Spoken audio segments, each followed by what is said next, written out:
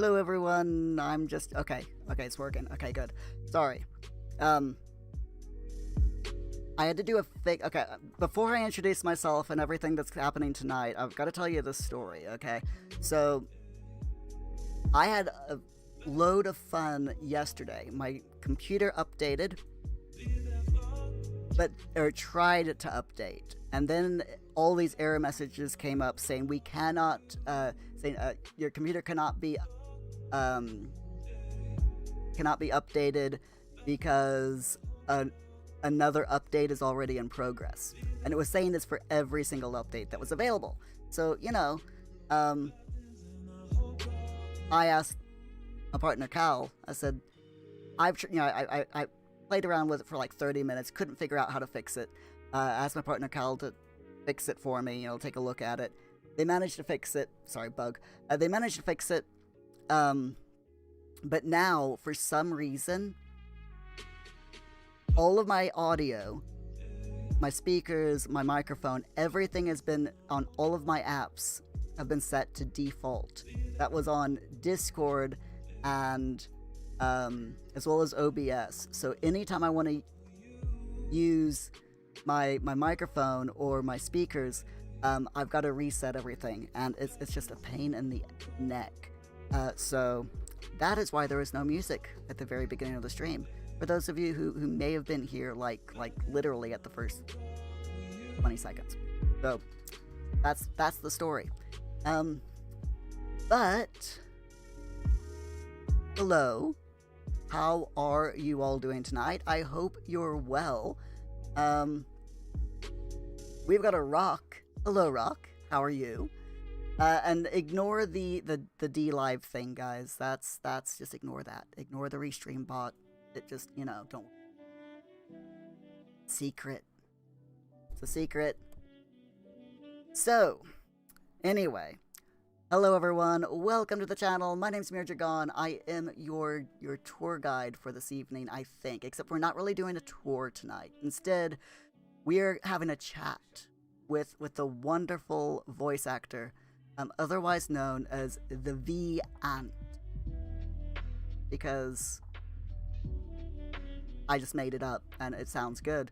There is a backstory to it, but I added to it. So voice actors, wonderful nickname on the Discord is called Ant, and that's because at one point in I think it was Fortnite, I said that he looked like an ant from where I was at the top of a building, and then he changed his name in my Discord to Ant, and the nickname is stuck. So I'm now calling him the V Ant or the Vant, because we got to get the V of voice in there somewhere. So it's the voice actor never tires. That is what the V Ant stands for. From now on, I'm just letting you know. And Rock, how are you doing? Glad to see you. And yes, we have finished the love jar. So everyone, that is 6 American dollars added to the love jar. And you know what? I'm gonna do it now. We are gonna do it now. So let me find the love jar properties and add $6 to the $2 that are already there. So that's 6 plus 2 is 1, 2, 3, 4, 5, 6, 7, 8. I can count. I'm doing really good tonight. I can count. There we go. $8 in the love jar. And that's in addition to whatever goes in the love jar tonight. In case you want to know what the love jar is, every single interaction on this channel. So if you watch the channel, if you chat, the more you chat, the more money goes in the love jar, by the way. Just don't spam, please. What else?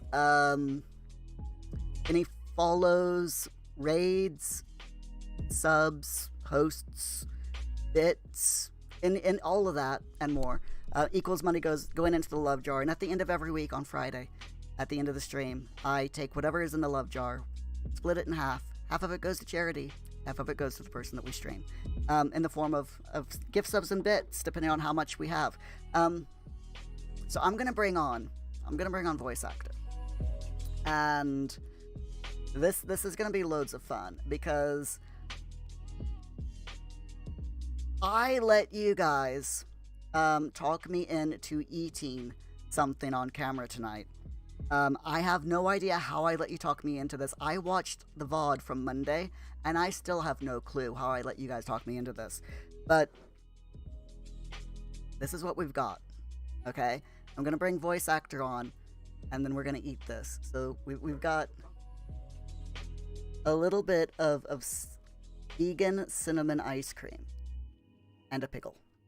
And the vegan cinnamon ice cream, by the way, it's really good. It's made with almond milk, and it has toffee and hazelnuts throughout the ice cream as well. It's really good. I absolutely love the ice cream, and this is gonna totally ruin it for me, most likely. But I'm gonna do this.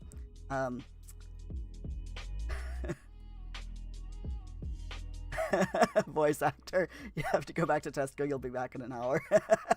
No, you're not getting out of this. I'm sorry, but you are not getting out of this. Not at all. Let me bring you in. Here, everyone, is the voice actor. Say hello. Do I don't have you muted, do I? No, wait, maybe? Hello out, huh? Oh, there we go. How are you doing? I'm doing well. That's good. Are you ready for this ice cream? Is everyone ready to watch me eat this ice cream? Rock, are you there? By the way, you might want to like mute the tab if you're watching this. Yeah, as I well. have. Okay, cool. But you're crazy if you do this. I'm completely nuts. I know. So, Rock, I'm gonna give you a minute because I know that Rock really wanted to watch me do this. So I'm gonna give you 1 minute, Rock, and if you don't reply, you're just gonna have to watch the VOD or the clip because I'm definitely gonna clip this. Let me just quickly. There you are. Hi, Rock. What? Rock, do you remember Monday's stream? You're on audio only. Well, that sucks. I'm not waiting. You're definitely gonna have to watch the VOD because this ice cream is melting. So I'm going to eat this ice cream and this pickle. Don't wait for you. You'll just watch it later. Okay. Okay. Right, here we go. For the camera again. You're crazy. This is partially melted ice cream and a pickle. And this is not a small pickle. I mean, it's the smallest out of the jar. But even the smallest pickle out of the jar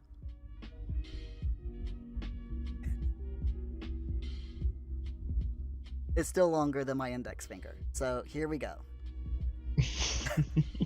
Oh God. Hi, Josh. Looks like a good time to drop in. Yes.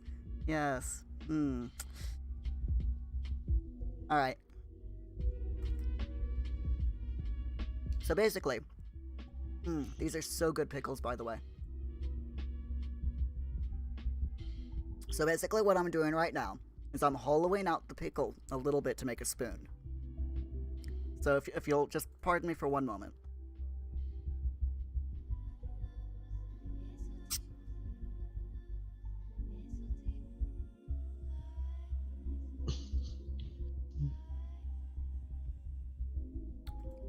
Okay, there we go. So I've got it hollowed out enough for a rudimentary spoon. Oh no. And this everyone is like a 3-in-1 reaction video. Okay, so we've got me eating the ice cream and reacting to the ice cream and the pickle. And then we've got voice actor reacting, watching me eat the ice cream and the pickle. So, yeah, this is like reaction video inception? I'm not sure. Yeah, very much.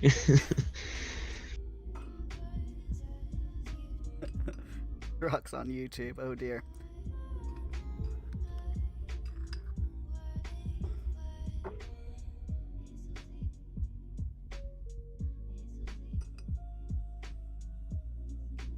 Okay, here we go.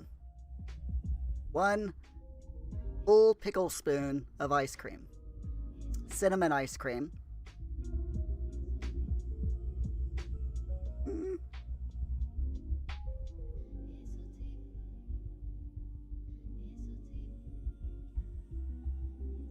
What makes it worse is that my video's out of sync and all I can hear is crunching. You know, this isn't actually bad. The pickle actually overtakes all of the other flavors. I'm not a fan of pickles, so that's off the table for me. In fact, hold on.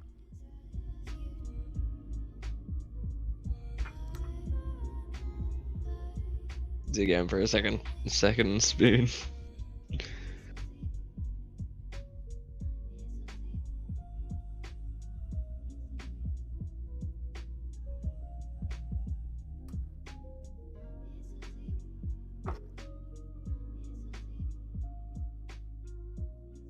It seriously isn't that bad.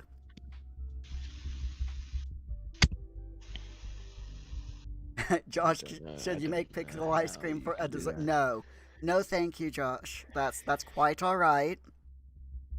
I don't think I could actually eat this much, but you know, permanently, you know, like on an everyday basis. But I can see the appeal. You know how the stereotypical craving for pregnant women is like pickles and ice cream. I can see the appeal because that the pickle just takes over all of the taste. I mean, it's actually not bad. I'm pretty sure Yes, Ben Rock, and yes, Jerry's they are. already made a pickle. I'm pretty sure. Wait, are you saying Ben and Jerry's has done a pickle ice cream?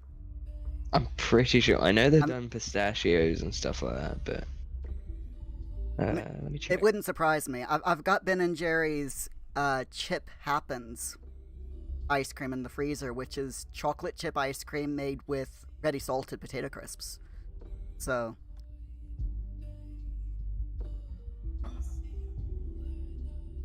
but there you go. And Rock, can someone clip that? I am probably a bit too late to clip it, but I will definitely go back later on and clip it. Whoops. Okay, so that was me eating ice cream. That was underwhelming. I do apologize. Highly recommend the pickles though from Costco.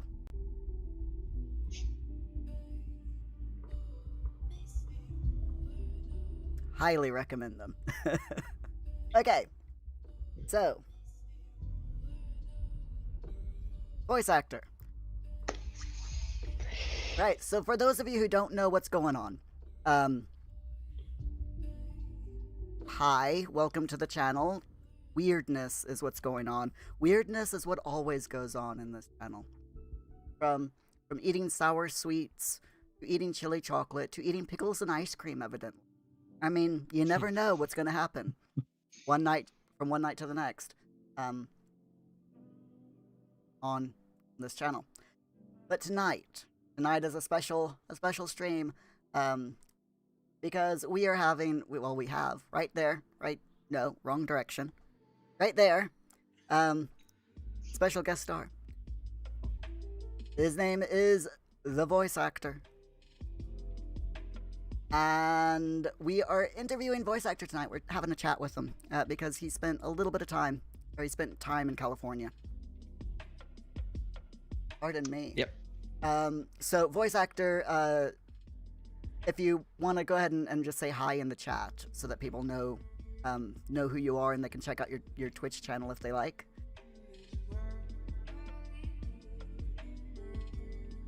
There you go. So first, Voice Actor, thank you so much for agreeing to take part in this week's interview. I really appreciate it. No problem. So,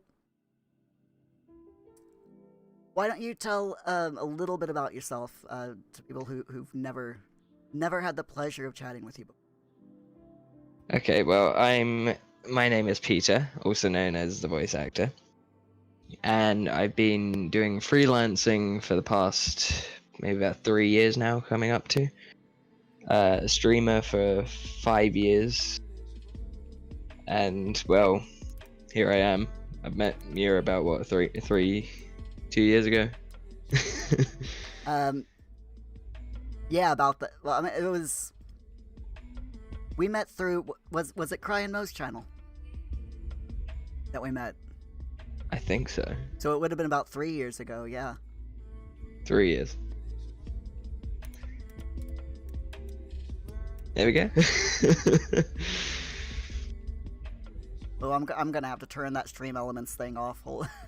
Yeah, no, I could see it flooding the chat. Yeah. I'll do that. So,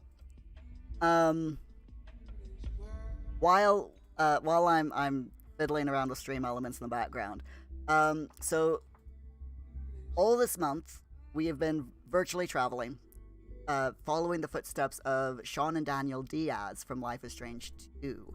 One of the places that they spent quite a lot of time in California. They entered California via train, because they hitchhiked to ride on a train. And they spent quite a while in Humboldt County at a pot farm, of all places, near Arcata, near Arcata Bay, California. So, voice actor, what parts of California have you been in? So I've been in Anaheim, California. Los Angeles is where I'm normally based, around Glendale, California, and Pasadena. And I've been to, I think it was just outside of Nevada. I can't remember what exactly the place was. But I've been like here and there as well, throughout the LA area. So. And alright, what is your favorite memory from being in California? And feel free to go into as much detail about this as you want. Now, I think it might have to be the sunrise, because every morning when I would stay there, you'd get up at 5:30 in the morning, because there's two reasons. Well, three actually. One is because of the scenery is just amazing. You could just see everything light up orange. Two, it gets too hot under the covers. Three, light gets in your eyes, you can't sleep. But you can see like all the squirrels going about on the poles, and it's just lovely to like sit there with like a cup of coffee, just silently watching everything. Ooh, very nice. So, I'm gonna go off on a bit of a tangent here.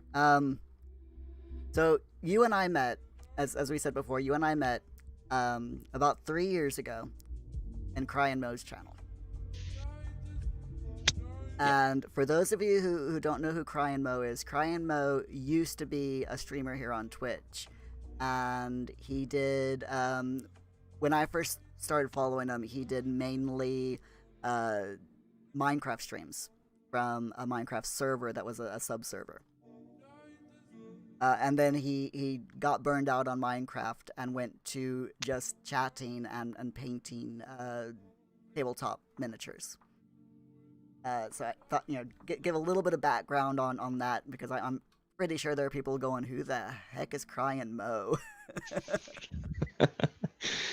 Cry and Mo was a wonderful, wonderful person. I believe is he from California? I think he was. I'm pretty sure he was. It was. It might have been California, or it might have been Arizona, but I think it was California. Yeah, I want to say, Rock remembers Cry and Mo. Do you remember where he was from? He's from California, isn't he? Rock. I'm pretty sure he was. And I keep referring to him as saying he was. It's because I've lost contact with him. He kind of dropped off the face of the earth. Yeah. He stopped streaming and he went to YouTube and did just YouTube videos, and those got few and far between, and I haven't seen a video from him in over a year. So, and I know he had a Discord, which I was a member of, and I dropped out because when I did the great Discord server purge. I still need to do mine. I'm part of like 250 Discords. Yeah, I got up to 50, and I went, nope, this is too many, and I went down from 50 to 6. And now I'm nearly back up to 50 again. I need to drop out of a few. The yearly purge. Yeah. Ruck. Yeah, you we met on Cryamno's Twitch channel as well. Most of my most of the people who are regulars on here are from either Cryan Mo or Steve from Go 8-Bit. Those two communities pretty much make up the members of this community make up we're from either of those two communities. Sadly though, I've lost count. I lost track of quite a few people, both from Cryan Mo and from Steve from Go 8-Bit. And Steve doesn't stream anymore either, which is a shame. Does he not? Steve from Go 8-Bit, no, he stopped streaming. He decided to go off on a different tangent. He's concentrating more on his Wi-Fi Wars angle. Oh. And I think I want to say the Wi-Fi Wars, I want to say that they stream, but I don't know if they stream on Twitch or if they stream on a different website now. I was never really interested in the Wi-Fi Wars, mainly because when they streamed that, I was never available. It was usually when I was streaming, so...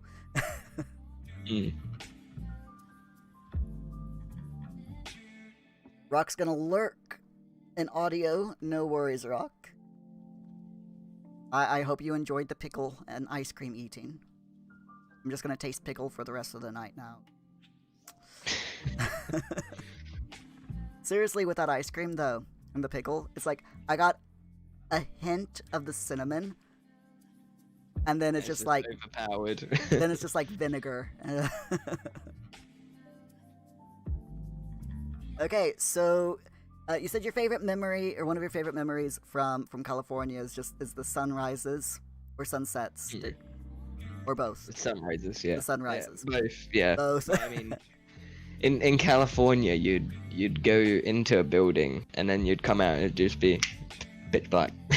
You wouldn't see anything. There's no sunset unless you go to a beach. Yeah.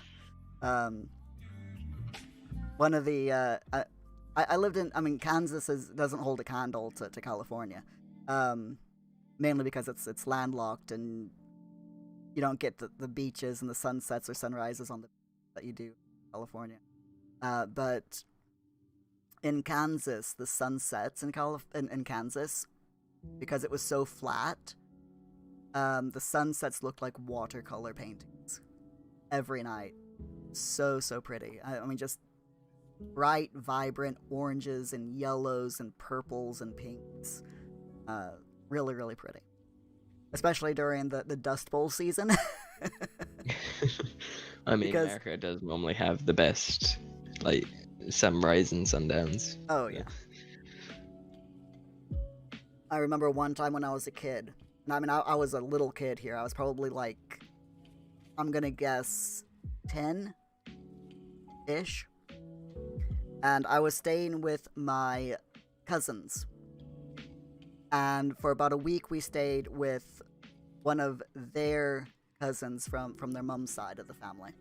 And their cousin very graciously invited me as well, since I was staying with them. And she lived out in the middle of nowhere, Missouri. I mean, it was literally middle of nowhere. I think she lived on like 20 acres of land. Most of it wooded. But outside the bedroom window that my two cousins and I were staying in, you could look out that window and you saw one of the Missouri Ozark Mountains, one of the tallest mountains in the Missouri Ozarks, just way, way out in the distance. And there were three of us sharing a twin-size bed, a single bed. Three kids sharing a single bed. And it was so hot because she didn't have air conditioning. And it was middle of summer. And I couldn't sleep. And it was like 2 o'clock in the morning. So I just sat next to this window in bed and watched the sunrise above this huge giant mountain. And it was just like, wow. I wish I had coffee, but I had to be quiet because their cousin, she was an adult. She was like in her 20s. And she's like, I sleep in until 10 o'clock in the morning. Do not wake me up. It's like, hey. But yeah, it was absolutely beautiful. I've never stayed up for a sunrise from that early on, because I literally watched the stars go out. It was definitely something I won't forget anytime. So, what is the best thing or things, in your opinion, about living in California? Hot weather. First thing said, there you go, hot weather, because there's only so much rain one person can take. Especially when you live in England. You mean living in the UK, you're not used to rain? What? Yeah, but you can only take so much and then you go crazy. When I was over there, and my uncle, he wanted the paper in, and all you see is the clouds just start to form and it just hammers down. So I've ran out, collected the paper, gone back in, and it's sunny again. Don't know what happened. Oh wow. Every rainstorm is like 2 minutes long, and that's it. You leave something paper out, that's gone. Nice. So I've never been to California. My sister has, though. And she said that, well, she was there for about a week, and she said the entire week that she was there, it rained. Every day it rained. And everyone's like, you had bad luck. She's like, I expected it being California. She said, I expected, like Florida type weather, maybe a bit of rain, but mostly sunshine and heat. It's what most people expect. They don't expect like heavy rainfall whenever they go. Yeah, it was literally, she said it rained for about 3 hours per day the entire week she was there. She just could not believe how yeah.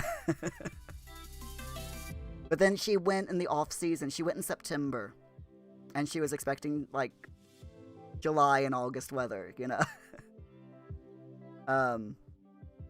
Pure sun. Yeah, she was expecting pure sun. She's like, it's nothing like it is on TV, and I'm thinking, sis, how much have you traveled? Because I mean, this is the sister that she's traveled around the world, literally. She's been to China, South Korea, Japan. She's been to 1 or 2 countries in Europe. I can't remember which ones they are off the top of my head. And she's been to like 10 different U.S. states. And for her to say California isn't anything like it is in the movies, or on TV, I'm just like, and every place else that you visited and lived in has. I love my family; they're hilarious. when you were in California, did you ever find any tourists who commented on something like that? You know, this it isn't anything like it is in TV. Strangely, no. Oh wow. No, nobody complained like that. What Nice. what mostly would happen was if we'd go to like a shop, or if we'd go to, a store. If we would go to a store, Yes. or if we would go to store. like a restaurant, and they would, like the waitress or the cashier, they'd go, "I like your accent. What's it from?" It's like, England. Oh jeez. Ah. My That's- that's about the extent you got, huh? yeah. I had when I lived in Missouri, a friend of mine spent a year over here in the UK on exchange, you know, student exchange type thing. And when she came back, she legitimately had a Cockney accent. How long did she stay?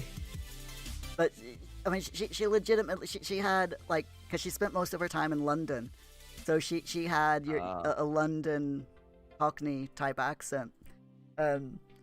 We all made fun of her because, you know, living in Bible Belt, Missouri, you know, southern state type place. We were, and she worked at Walmart.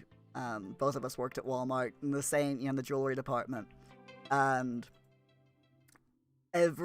for like 3 months, until it took about 3 months to lose her accent, and every single day a customer would come up and hear her talk and go, "Are you from England?" He's just like, "No."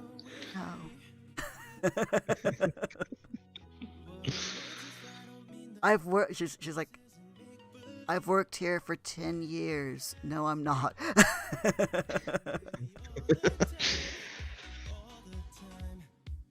But yeah, she's like, "It's so funny." She's like, I've been all over, you know, this is my friend. She's like, "I've been all over." She's like, I've been to California. She's like, I've been to Florida.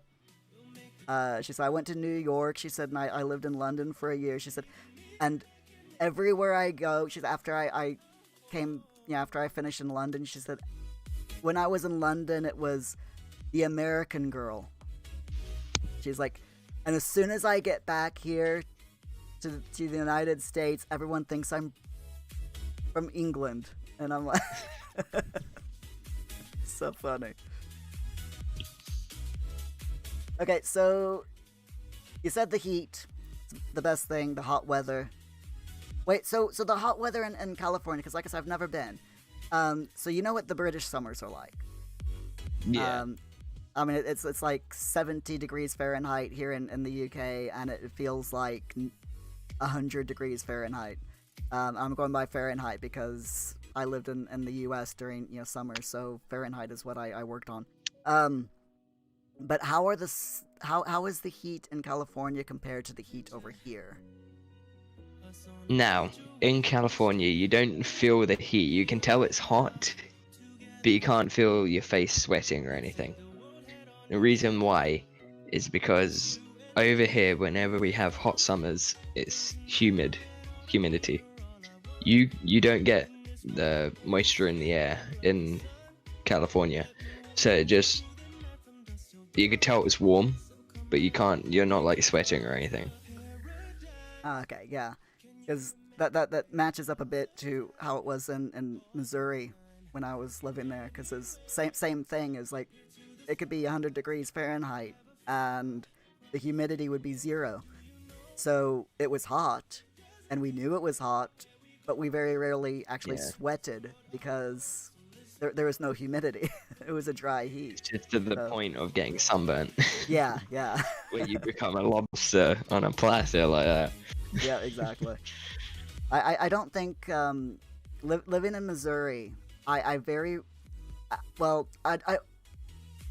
keep saying I nearly said that I never got sunburned, but I did, and I know I got sunburned.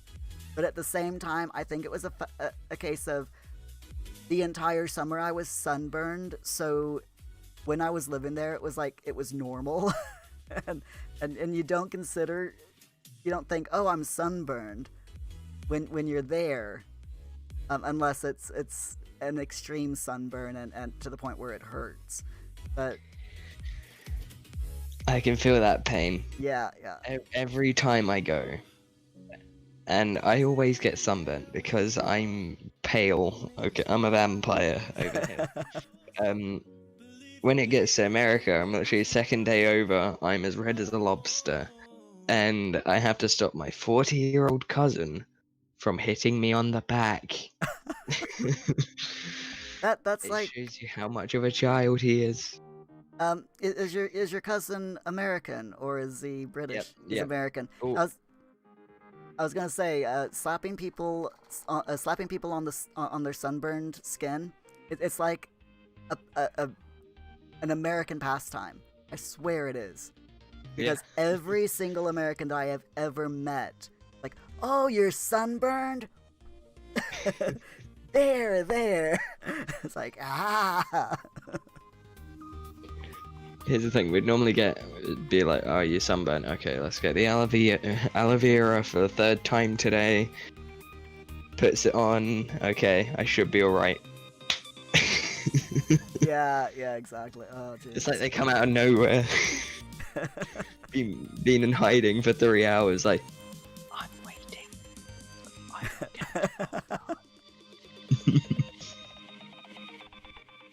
get Jesus. I think another thing that they like over in America is, you know, when you get sunburned and the skin starts peeling. Every single person that I have ever known in America has this thing where they pick at the skin. Me. But you like doing that one to become like just like that and just go, okay, I need to get this off. I had a friend in Kansas when I lived there, and her and I went to Wichita, Kansas. Had this huge water park, and it was a proper water park. It had about 20 different water slides and different, pools and all sorts. It was a fantastic place to go. But her and I went there one time, and my sister, and I actually got majorly sunburned that day, to the fact where, the next day my shoulders were just peeling. And this friend of mine, she was in her 30s. I was like 17. She was in her 30s, and she's like, oh, you're peeling. Here, let me help. And she just started peeling the skin off my shoulder and arm, and I'm like, what are you doing? And she's like, I can't help myself. She's like, anytime I see someone peeling, she's like, I've just got to peel their skin off their body. And I'm going, do you know how bad that sounds? You're legitimately admitted that you like peeling people's skin off of their bodies. It's oddly satisfying. That's all I've got to say. I mean, that is true. It is, but still.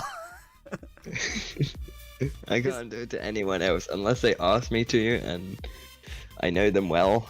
I'll be like, okay. Yeah. She liked trying to see how big of a patch of skin she could get off at once.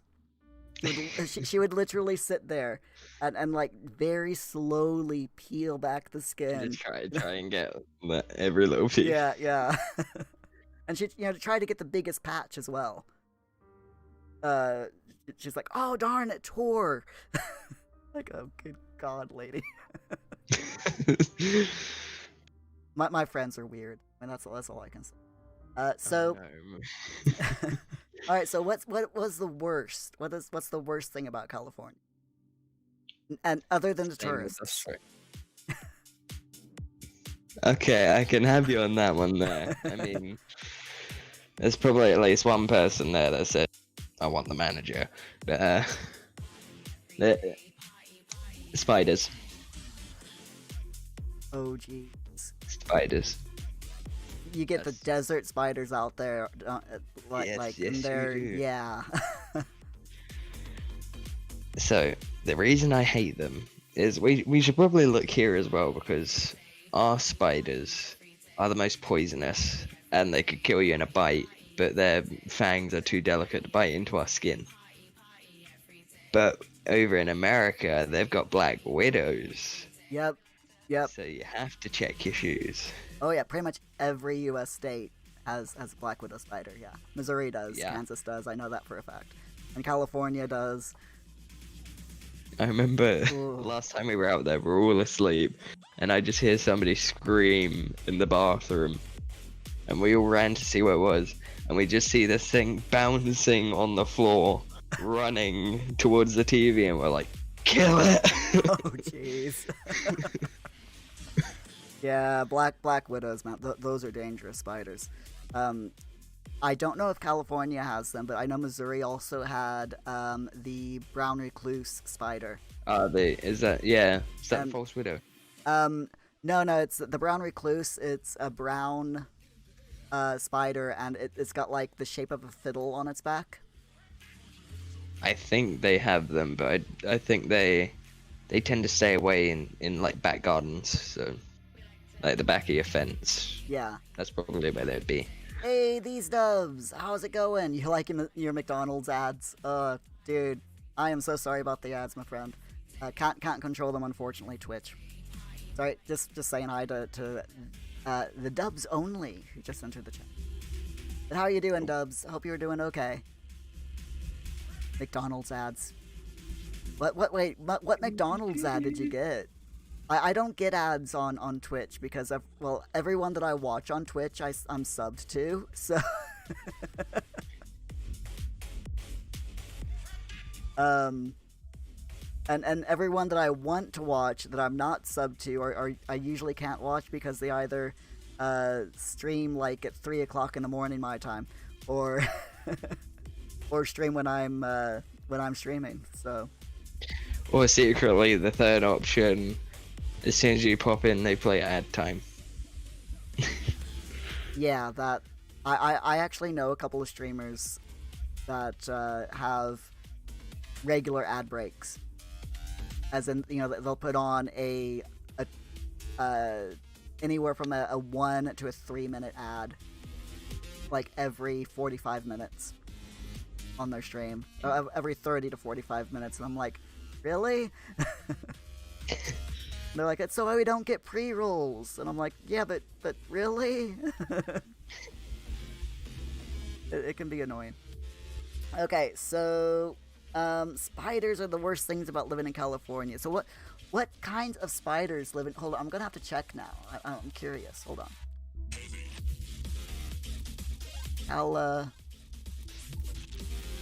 So I know you got the black widows.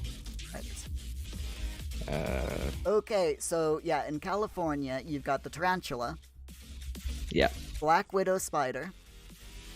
The cellar spider, which is, I believe, it's just a common spider. The brown widow. A false black widow. A yellow sac. An orb weaver. A wolf spider. A garden spider and grass spiders. Now the grass, garden, and orb weavers, and the false black widows, and the cellar spiders, I believe, are just they're completely benign. They're not harmful to humans unless you actually try to eat one or something.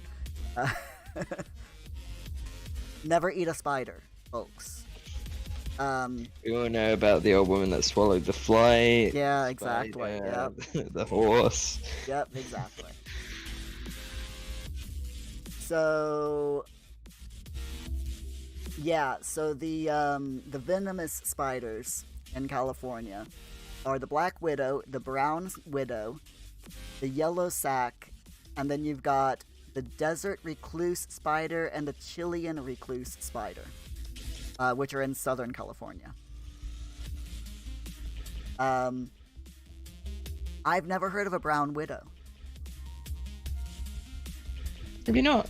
No. So you've got the black widows, you've got the false widows, which have, I think it's the same pattern, but it's not black, and I think it's more like grey. Well, like the spider's black, but it's not a. Well, the spider might be brown actually, and I think the whole body's just brown, but it's still got the timer on it, like the hourglass. Yeah. But So the brown widow is brown or grayish brown in color, and the abdomen has 3 white spots. And it has an hourglass mark that's yellow or orange. yeah, And they're venomous, but their bite is not as severe as the black widow. So they basically they hurt and they give a red mark and localized swelling, and that's it. yep. I'm just trying to think, because that might be out in the Nevada, I think. Nevada desert is trapdoor spiders. I've heard of those are so cool. I love trapdoor spiders. They're Cool. awesome. Freaky. Yeah, they're completely freaky. I love them though. They're so cool. Because they literally, instead of making a web, they make they like use they take a hole in the earth or in the ground, and they weave a door over the top, I believe, if I'm remembering correctly. And then they hide right at the right next to the trap door, right next to their little trap door. And when something goes past, they jump out, grab it, and pull it back into their den, basically. Yeah, I've watched videos on them, and they're awesome. I love them. Voice actor, what did you do? I'm sorry, what? I'm sorry, what? Thanks for the 300 bits, voice actor. No problem. Just You got us over 1,000. Thank you. Which means I have to give away a thing.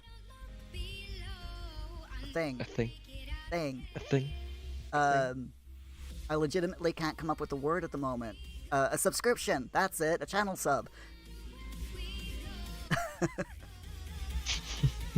Legitimately, folks, if this is your first time here, I am so sorry. You'll have to get used to me because I cannot speak a word of English. What you are hearing right now is normal. It's Muirlish. And that is why I sometimes forget what word I'm looking for, because the automatic translation from my head to my mouth just doesn't work sometimes. Isn't that right, Felix?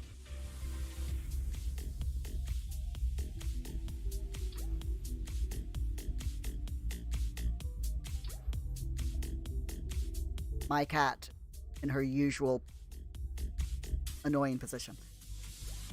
Alright, so let's go ahead and give out this gift sub real quick before I forget, because I will forget.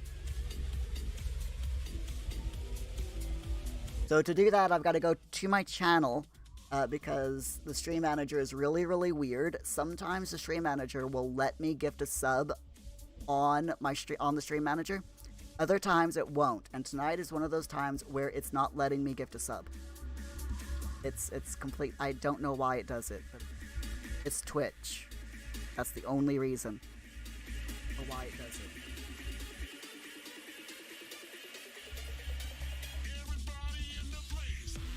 Alright, so, reminder, those of you who don't know what's going on, welcome to the club. If you find out what's going on, please let me know, because I would like to know as well. But what happens when we get 1,000 bits cheered on this channel? Every 1,000 bits equals a gift sub from me to the community at random. So here we go. Good luck, everyone.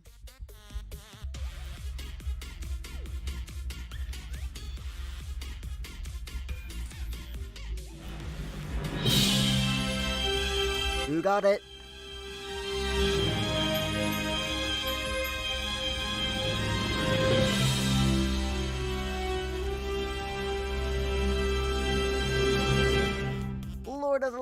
Lurkers, congrats on the gift sub, and that's a 6-month sub as well. Let me stamp your heart, because that's another thing that happens is when someone subs to this channel, on their 2nd month they get a heart with their name on it, and every month that they've subbed they get a stamp on that heart. And when you get a total of 12 stamps on the heart, that's 1 year of subbing, you get a gift sub from me to whichever channel you want. So one moment, Lord of the Lurkers, while I find your heart on the love curtain behind my head.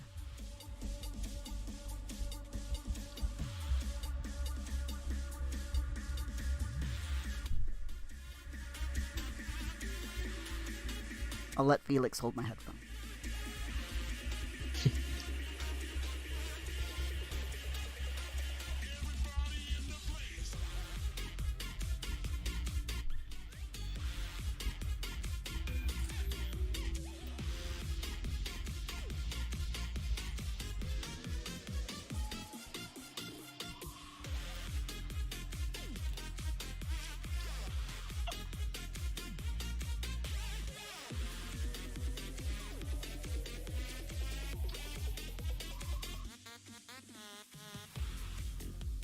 It's amazing how still she sat through all that, isn't it?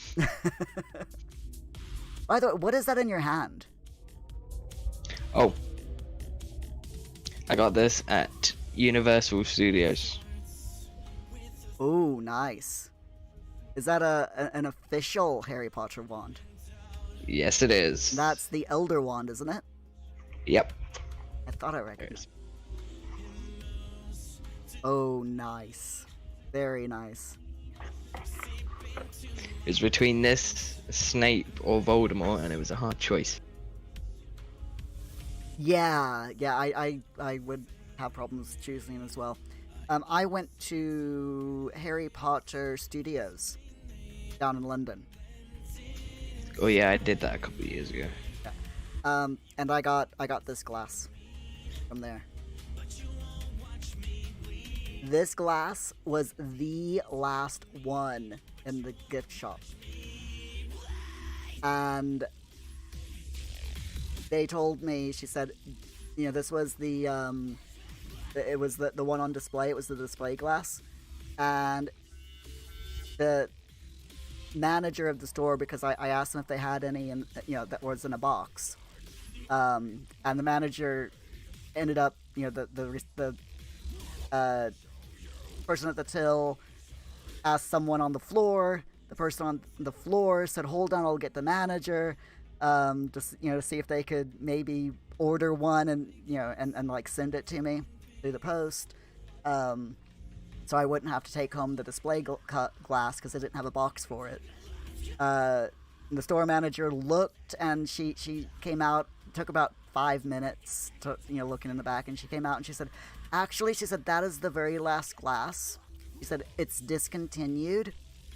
She said, she's like, "You can buy the display one." She said, I'll give you 5% off since we don't have a box for it. She said, "But that is the last one." She said, there will not be any more of that glass. Last in existence. Yeah. So,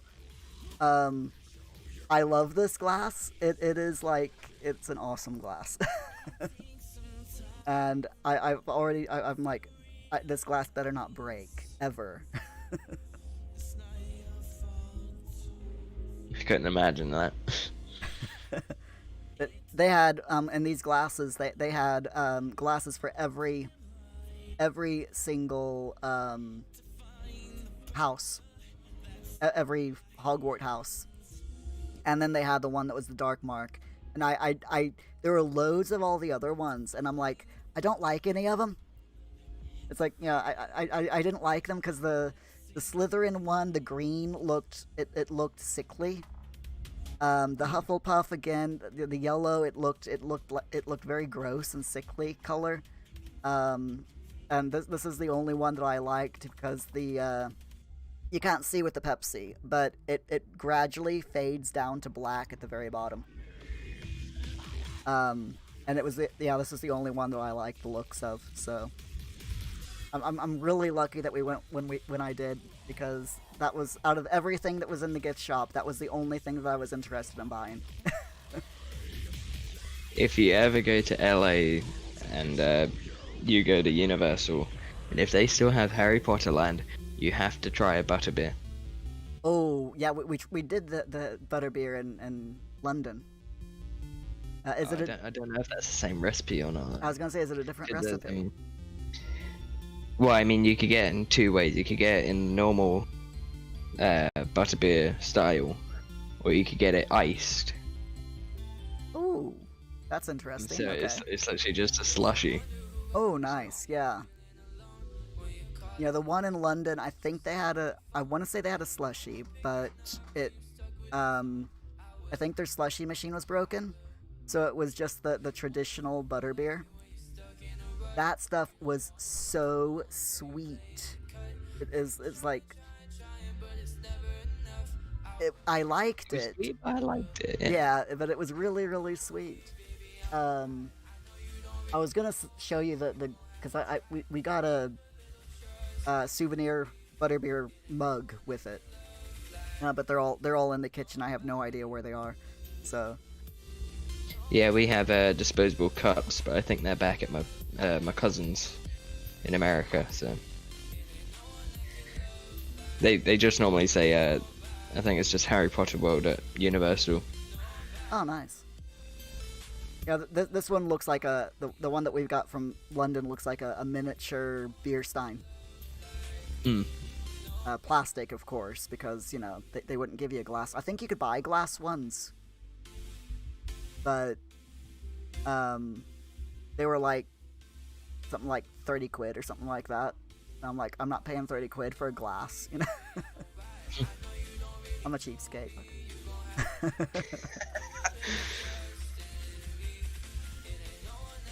Whoops. Okay, so the worst thing is about California is the spiders, and as we just found, looking through, loads of spiders, absolute loads of spiders that live in California. Ugh. Never look up spider videos. Don't do it. Trust me on this.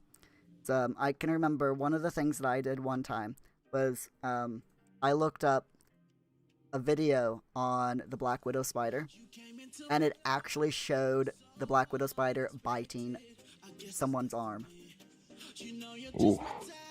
And it was like, you remember that video you showed me a while ago? With Kai Peterson. Yeah. It was worse than that video, because with that video, you know that he's doing it for I guess the entertainment value as well as the education value, but the video that I watched was more, it was very clinical and very dry, which made it even worse, because at least the video that you showed of the guy being stung by the ant, he put feeling and into it, and he let it be known that he was in pain and agony. But the video I watched of the Black Widow just had a voiceover that was just very clinical and very monotone, and somehow it made it worse.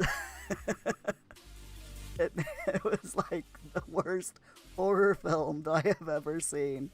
Oh, don't look at. Kai Peterson, he free-held a Black Widow just to say that they don't bite intentionally, only if they feel threatened. So for 2 minutes, like that, watching it crawl along his hand, sat about there for like a whole minute. It's just knowing that it could bite at any second. Yeah, I don't think I'd be able to do that at all. I mean, hold on, I'm just putting some gel on my nose because it's hurting a little bit. But, yeah. I held a tarantula once, and I think I lasted 5 seconds, and then it moved. and I freaked out, and I nearly dropped it. I just very quickly put it back in its cage. And tarantulas, they are the most venomous spider in the world. Tarantulas are. At least that's what I've heard.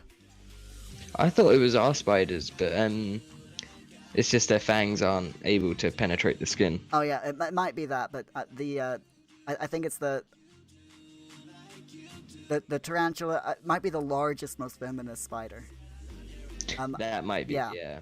But bird eater and stuff like that. Yeah, I think tarantulas are not known for biting humans. I think they only do it.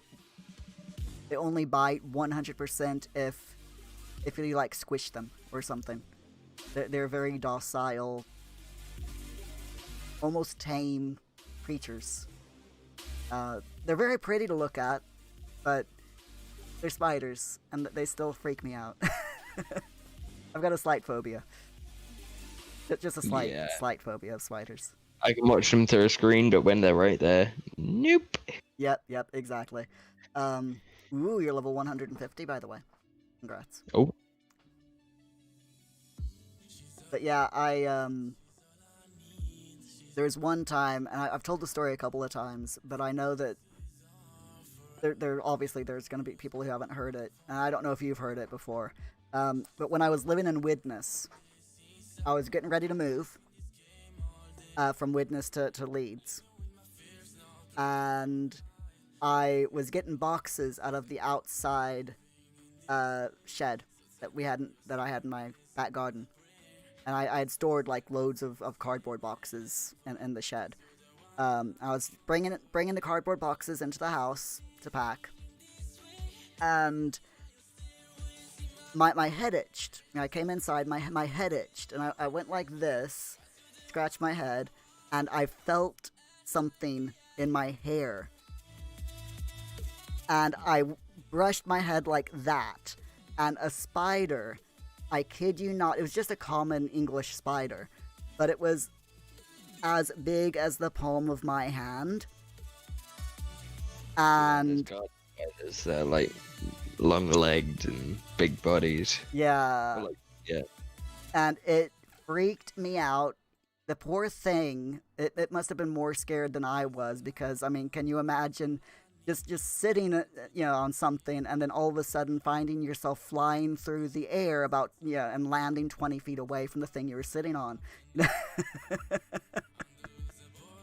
So I brushed it out of my hair, kind of forcefully. Like I said, it flew across the room, landed on my kitchen countertop, next to the sink, and it just skedaddled. It just ran as fast as it could and hid.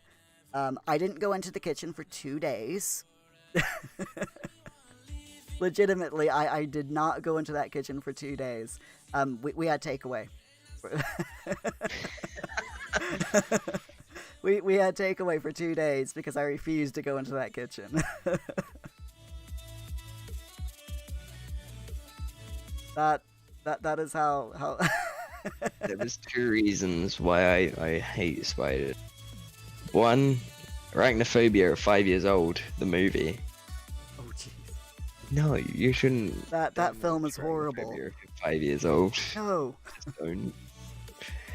And 2, I was out on my bike when I was about 7, and so what I was doing was I was cycling, and I see something come out, because what would happen was, if I was to put my bike down, I've got like the rubber handlebars that have it's got like the circle pads on the sides that often like rip, so they'd go inside the handlebars.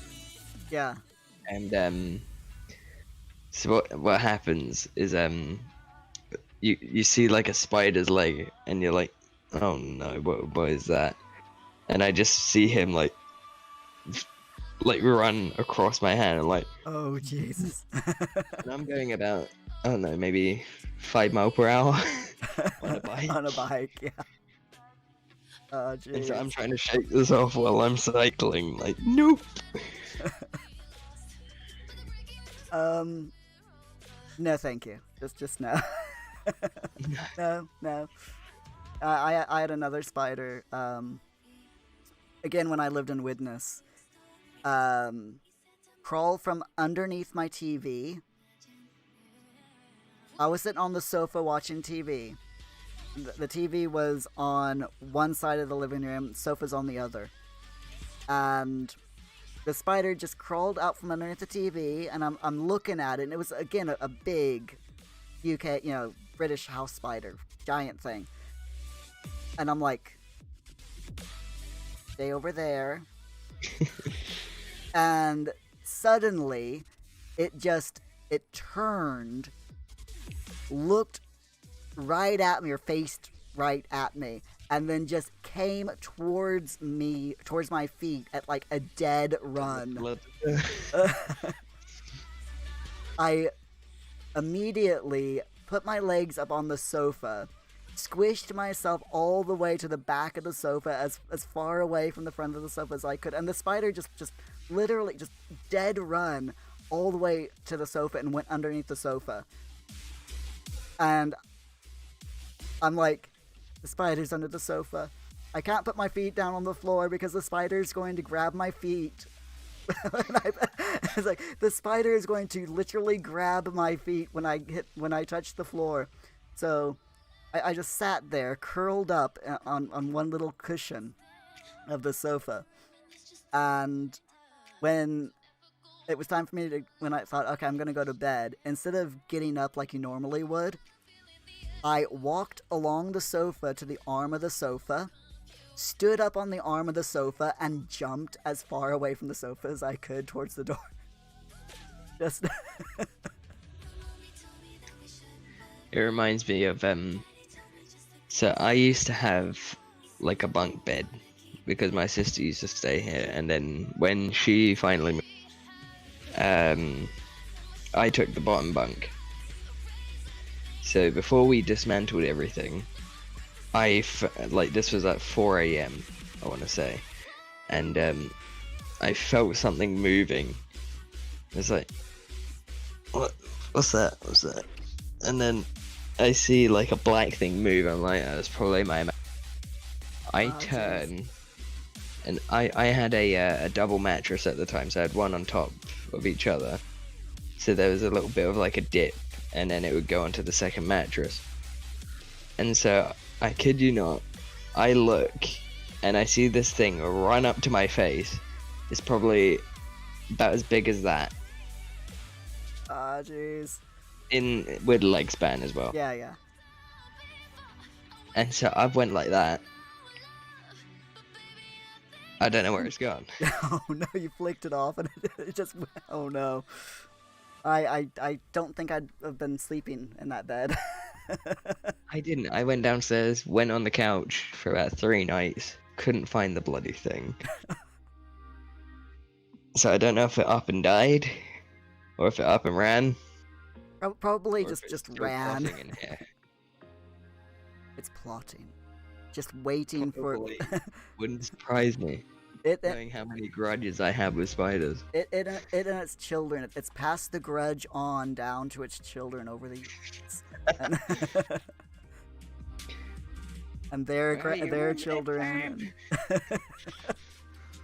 Oh, Jesus. Felix, would you stop doing that?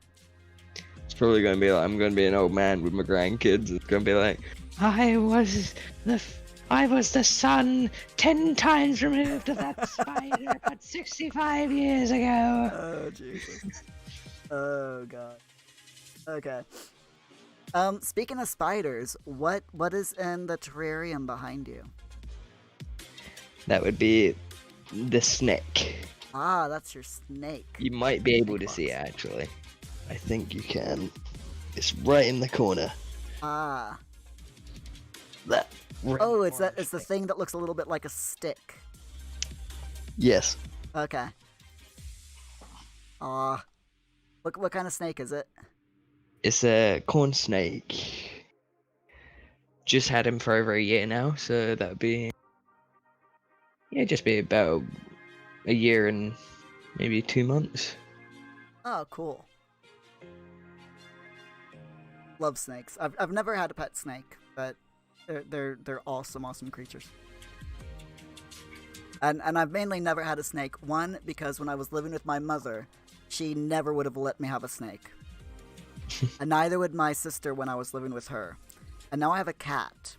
And Felix would probably try to make lunch of any other pet that I got. So no other pets for me. Just in case my dog tried anything. Okay. But yeah, there's I think I might need to up him now because what you have to do is you start him on like baby pinkies. Right. So increasingly, when they get bigger, you up the pinky. So I've had him on, I think it's maybe 3-4 day old pinkies, about that big. Okay, yeah. And so I think I need to move on to fuzzies, which are about a week old. They're about that big. Yeah, the bigger the snake, the bigger the prey that they. Yep, bigger the snake, bigger the meal. Yep. Eventually, you'll be up to cat size. Felix does not volunteer. They can eat up to 10 times their body mass. Wow. So yeah, about cat size, yeah. Once that grows older, I'm probably going to be its next lunch. They're probably not going to be one. They're probably going to be. I'm not eyeing up the rat. I'm eyeing up you, mate. Oh dear. Snakes are awesome, though. Okay, so next question. When you were in California, how did you spend your free time? Well, my cousin's mum's house is in Pasadena, so my cousin lives in Glendale, California, and we drive maybe about half an hour to Pasadena. And so it's a big neighborhood. It's a good neighborhood. It's the house was actually used in the film Death at a Funeral. It was with the Chris Rock's version. Okay. So that was used in 2010. And that road's actually got a lot of history. They've got I think it's just like 2 blocks down the road. They've got the Gamble House, which was used in Back to the Future as the exterior for Doc Brown's house back in 1955. But I think it's just across the road from it. They've got the I forget what the actress name is, but it's by the woman from Edward Scissorhands. It's like one of the neighbors. I can't remember what her name is. But, I know who you're talking about, but I can't remember her name. She's like redhead, or she's like ginger hair. But they've got. It's a pretty well-known neighborhood. Kathy Baker, that's it. Yeah. Kathy Baker. But she stays just across the road. And what they've got inside the house, it's a giant mansion. That's what it is. It's a giant mansion, and they've got a giant pool out in the back garden. So that's where we would normally spend our time if we're not doing anything.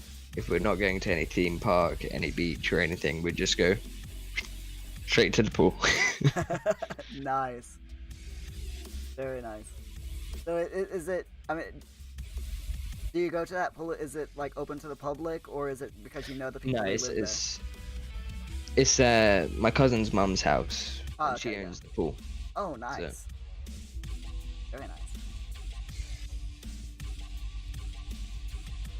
I do miss swimming pools in the States because it's so weird because over here, well, one, their swimming pools are called baths over here in the UK, as you know.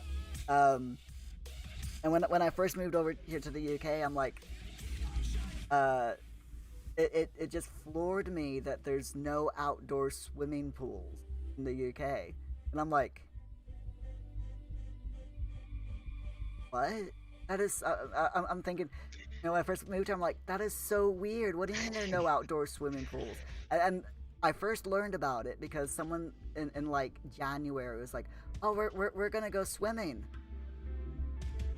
and I'm going, in January? It's freezing out there. This was in Blackburn, and it was like it was a really bad winter the first year I was here. And I'm like, "You're going swimming in January in this weather?" And they're like, "Yeah, the pool's heated and it's indoors." So, and I'm like, "Indoors? What? Like, are you going to a hotel?" Because the only indoor swimming pools that I ever saw in the States was at were in fancy hotels, you know? And I'm like, "Are you going to a hotel?" "No, we're just going to the public baths." I'm like, I completely floored. And they're like, "Well, you come with us and you'll see what we're what we're on about." Yeah, it just completely floored me that swimming pools over here in the UK are all indoors because summers don't get hot enough to be able to swim outside very long. I do like swim. Loads of fun. Except I can't swim. I just learned last time we went there as well, so. Oh, cool. That was 2018. Oh, nice. So I probably don't remember how to swim. I can remember. I mean, when I say I can't swim, I can swim, but I'm not a good swimmer. I'm not strong.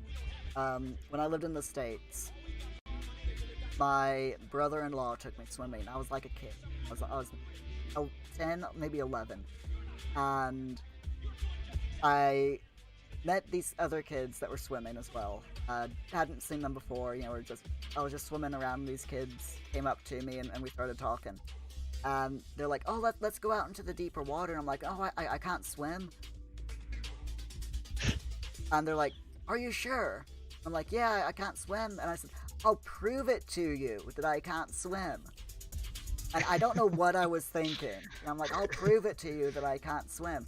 So You just slowly walk under the water. I kicked off the bottom of the pool and started trying to swim into deeper water. And about a minute after I started swimming, I stopped because I thought, okay, I've not made it far. And I was like 50 feet away from them, and I'm like, "Oh, crap." Oh, and then I went, "Oh, shit, I can't touch the bottom of the pool. Oh, no." This is the part where you fall on your back under the water. And somehow I managed to tread water and then very slowly swim back to them. It took me like 3 times the amount, 3 times as long to swim back to them. I didn't have anything to kick off of. And they're like, "That looks like swimming to me." Just flailing in the water. I'm like, "Honest, when I was swimming the other day, I legitimately couldn't swim, honest." Yeah, that's what happens when I try to prove to someone that I can't do. Just reminds me, this is before I knew how to swim. Was we would play Marco Polo, but we'd have to stay in the shallow end, or to the point where I can barely touch it. Because if I'm seeking, then I don't know where it is. So what my sister decided to do was go to the deep end, Marco Polo, and I'm just slowly walking under the water, and I'm like, nope. Oh, gee. By the point I knew, I literally my nose to here. I was like, nope, I'm out. That was mean, though. Telling you, going out into the deep end where they know that they can't, you can't follow them. You're like, "That's I mean, cheating." if I was dumb enough, I would have probably just kept walking, and they'd probably laugh at me. And I'd be doing one type of float. Yeah, the only yeah. float I know. I actually knew someone who could do a proper dead man's float. Yeah, my cousin can do it. Yeah, and this kid that I knew, he could legitimately do a dead man's On his float stomach. on his stomach, face right in the water for 2 minutes. He could hold it for 2 minutes, not moving a muscle. Yeah. Are you sure that's him doing it, or do you think he came to his senses after 2 minutes? Like, oh. No, he's like, I can do a dead man's float. I can pretend I'm dead in the swimming pool. And I'm like, yeah, all right, go on. And yeah, he just laid there for 2 minutes, and I'm like, 1 minute passed. I'm like, oh, that's pretty cool. Okay, you can get up now. And he just kept floating. And I'm like, just push him. Just slowly whisk him away. I'm like, dude, that's good enough. You can stop now. I believe you. That's really good. Another 30 seconds. No, really? You alright? It's like, but by almost the 2 minute mark, it's like, Mom! I think he's drowned! And he's like, nope, just kidding. And then he finally got up. I'm like, you little...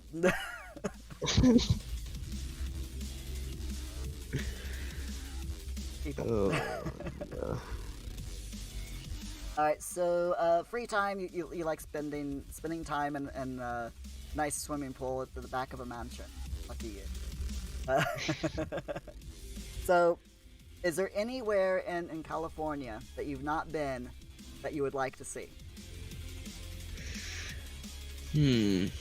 That's a tricky one. I was supposed to do the Grand Canyon. I mean, would you count that as California? I think that's Nevada.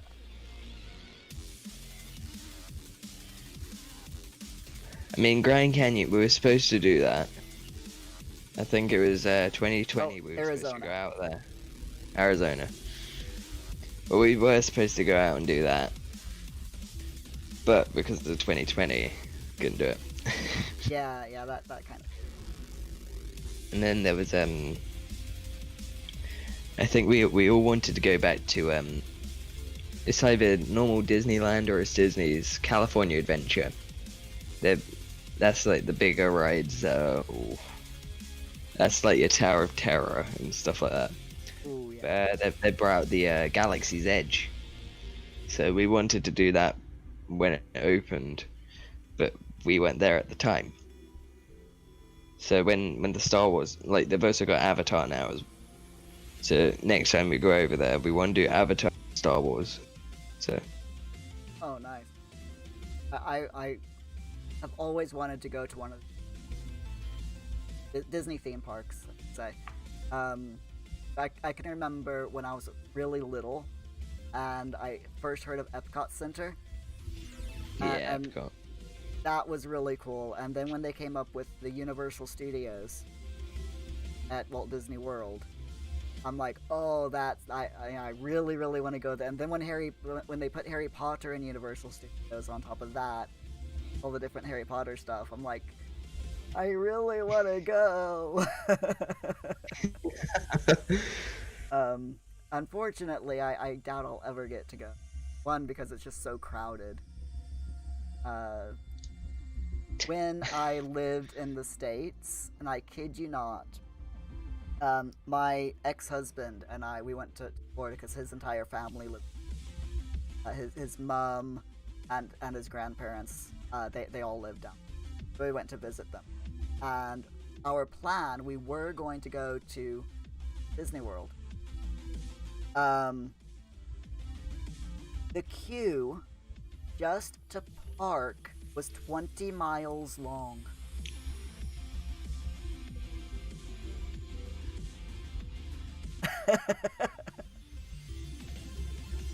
Disney was bad. Kid you not. The I mean, we were there at peak, peak tourist season as well, which made it really, really bad. So did we, but we left like 2 hours early just to make sure we got in. Yeah. Still packed. But yeah, just it was like just to get into the car park of Walt Disney World. The cars were backed up all the way. I mean, 20 miles to get off, off the interstate. Sorry, to get off the highway, to get off the exit, to get to Walt Disney World. It was backed up that far. It was completely mad. And we're like, is this the queue to Disney World? and we're like, it's gotta be, because it was that packed, and we're like, has there been a car accident or something that's causing this much traffic jam? But no, we gave up. No, we went back onto the highway, and decided, well, we'll just go to the beach instead. And then when we got back to my mother-in-law's, we told her, she's like, oh, did you enjoy Walt Disney World? And we told her about the line. We're like, no, there's loads of traffic at the highway exit going there, about 20 miles away. And she went, oh yeah, it's peak tourist season, you get that. That's pretty normal. We're like, wow. When I first went out there, this was in 2016, like a month before, my cousin he like fractured his ankle in 2 places. Oh, gee. Because what had happened was his friend had a birthday, and it was at a ice rink. And so what he did was he skidded, and he just went. And so he was in a cast for the first time we went out there. So, one sec. Oh, I'm gonna get that one day. What's that? It's a moth. Oh. I'm gonna get it one day. But yeah. So he was in a cast for our first day. And what we did was we did the whole of Disney in one day. Wow. And I think we only missed out. I think we missed out 2 rides at most. How did you manage that? Because we party of 10 with a disabled person in a wheelchair. Ah. Disabled pass. Yeah, that worked. And so what we did was we missed out 2. We missed out Finding Nemo and Little Mermaid. But we did everything from Mr. Toad to It's a Small World. Oh wow, nice. Yeah, my sister went to Disney World back when I was a kid, and didn't take me with her because it was for her school senior trip. So yeah. Her and a bunch of her friends from her graduating class, and she absolutely loved it. She brought back all these photos, and she like, I had alligator and I had frog's legs, because she tried all the weird foods that that she'd always wanted to try that you can't get in Missouri, or not easily. Like, yeah, I had an alligator. It tastes just like chicken, but it's slightly waterier. And she's like, she went. She said, and we went in the was it the Small World ride? Yeah, I hate the Small World. Yeah, yeah, she hated. She's like, oh, it was really fun. She said, I really liked the ride. She said, but the song, she said, is still stuck in my head. Here's the thing with that is, as soon as I got off the ride, I was like, I never hear that song ever again. 3 days later, we went down to the pier, and what do I hear from the arcade? Oh, gee. It's a small... No. Just no. They play it, the song is basically played on a loop for however long the ride is, isn't it? It's about 7 minutes in different languages. Oh, gee. I think it was China, India. I can't remember what else there was.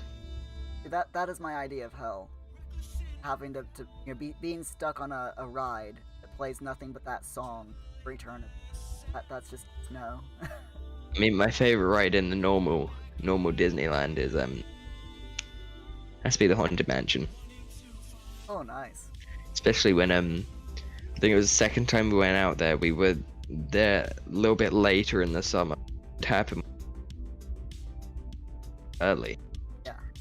So they brought out a stage show called Villains Unleashed. Okay. And so what it was they had two people as the hosts. They were dressed up as Meg and Hades from Hercules. And this was, I think it was from about 12 a.m. It started about 9 p.m. and it went on to about 3 a.m. So when we went there, we started at 6, normal time for Disney, and we stayed until 3 a.m. So we almost did 24 hours in Disneyland. Wow. And so what the show was they unleashed 50 villains throughout the park for all the hours of the night. And the Haunted Mansion, or that gets like I think it's the Nightmare Before Christmas. I know they do that for Christmas, but I think they did that for Halloween as well. But it's just, you have to be there to get the full immersion. Oh yeah, I bet. Yeah. One of the things that my sister loved in Walt Disney World was she said it was, she loved it, but at the same time, but she scares easily. Like my sister, she's like the world's easiest person to scare. So she found it to be super. I mean, she won't watch any horror films, like Friday the 13th or Nightmare on Elm Street, like that. She refuses to watch. It's like whenever I start, like, if I go onto the websites I use for voice acting, and if I see they need a creepy narrator, that's the first thing I start with. It's just, "Welcome, mortals, to the Haunted Mansion.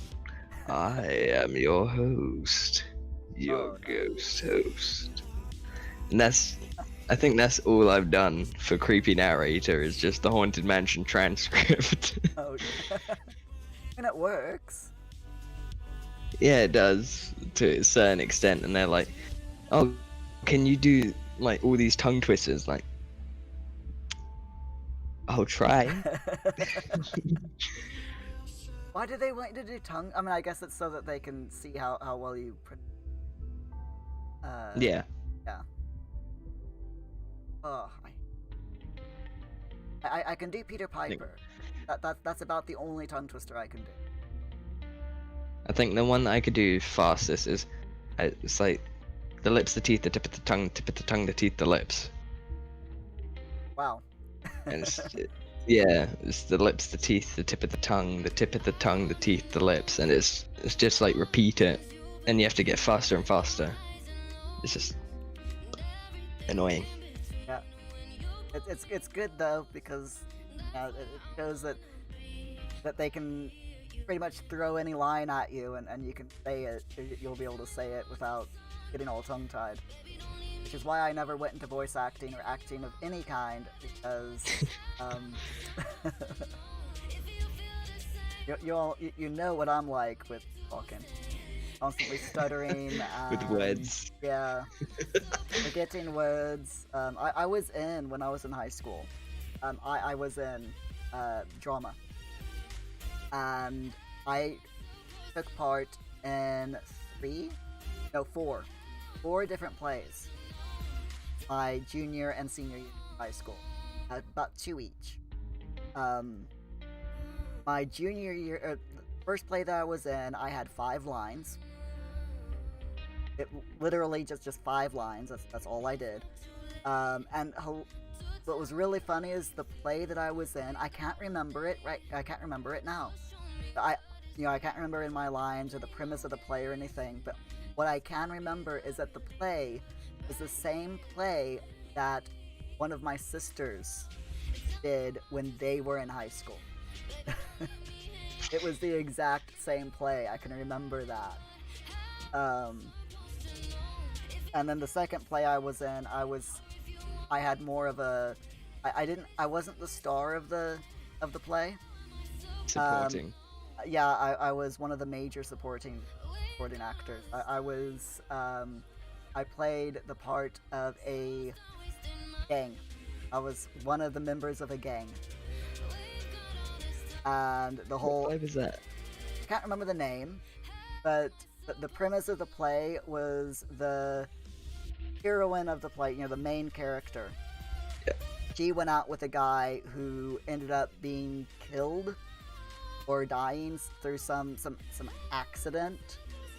And it turned out that the reason why he died was because the gang that my character was a member of dared him to do something that led to him dying. Sounds more like DNA.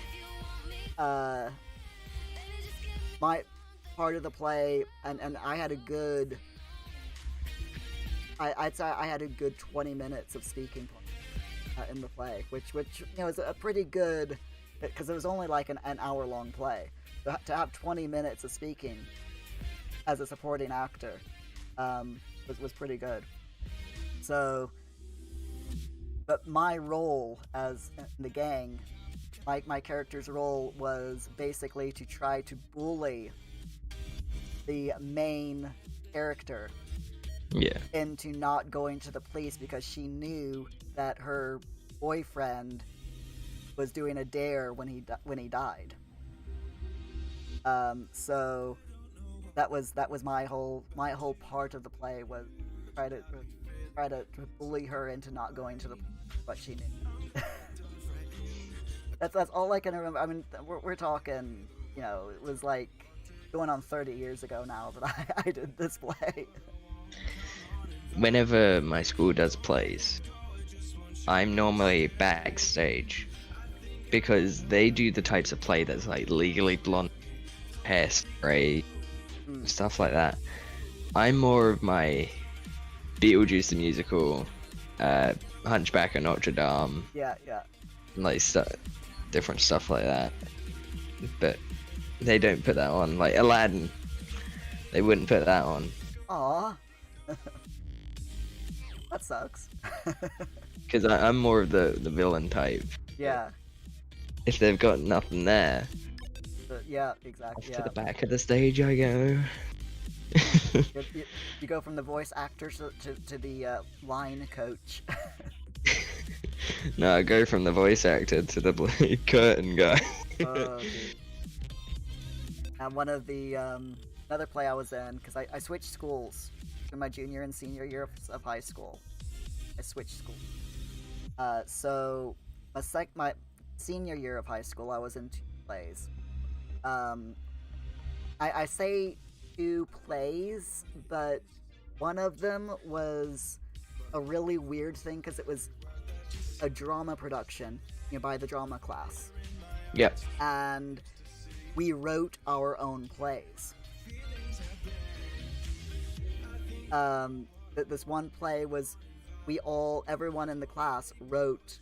We all sat down and we all wrote a play, either in groups or or on our own.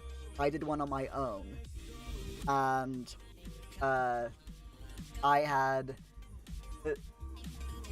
basically took the piss, and the entire play, it was a monologue, and I just sat at a desk, at a school desk, and I took Bible verses, and I twisted the Bible verses to make it sound like, though I shall walk through the valley of the shadow of the death, I shall fear no tests, type of thing, and the whole play was just me lamenting and carrying on, gnashing my teeth, and no one knew what the whole play. It was like a 10-minute long monologue, and no one knew what it was about. It was just me basically being an emo teenager. And then finally, at the last minute of the monologue, I jumped off the desk, threw myself to the floor, reached out, grabbed a pencil off the floor, and went, "At long last, here is my pencil. I can now take my test." it was the corniest. By the way, it sounded like you dropped to the floor. I thought you were going to pick up a pencil and do that. It was the corniest monologue, and my drama teacher, she absolutely loved it. When I did, because we had to do the whole play in front of her before we could perform it in front of everyone, in front of the school, to get her approval. Yeah. And I did it in front of, in class, in front of her and the rest of the class, and she was in stitches. I mean, tears were running down her face at that stage, because she went the whole from a bit of what the hell to what the fuck look on her face, puzzle from bemused to puzzled to what is this, the whole are you wasting my time. And then when I threw myself on the floor and grabbed the pencil off the floor, she just immediately started laughing, and by the time she got herself together, she had tears streaming down her face. And she's like, you can perform this in front of in front of everyone. It was Every Christmas they do a staff pantomime. Oh dear. And so there's this one teacher that's normally very, very strict, but if you get to know her, she's the funniest person on earth. And so what had happened was because she knew that all the kids thought that she was scary, they did like Goldilocks and the Three Bears, but it's Goldilocks going on trial. Oh gee. So what they did her up in makeup, and they put her as the judge.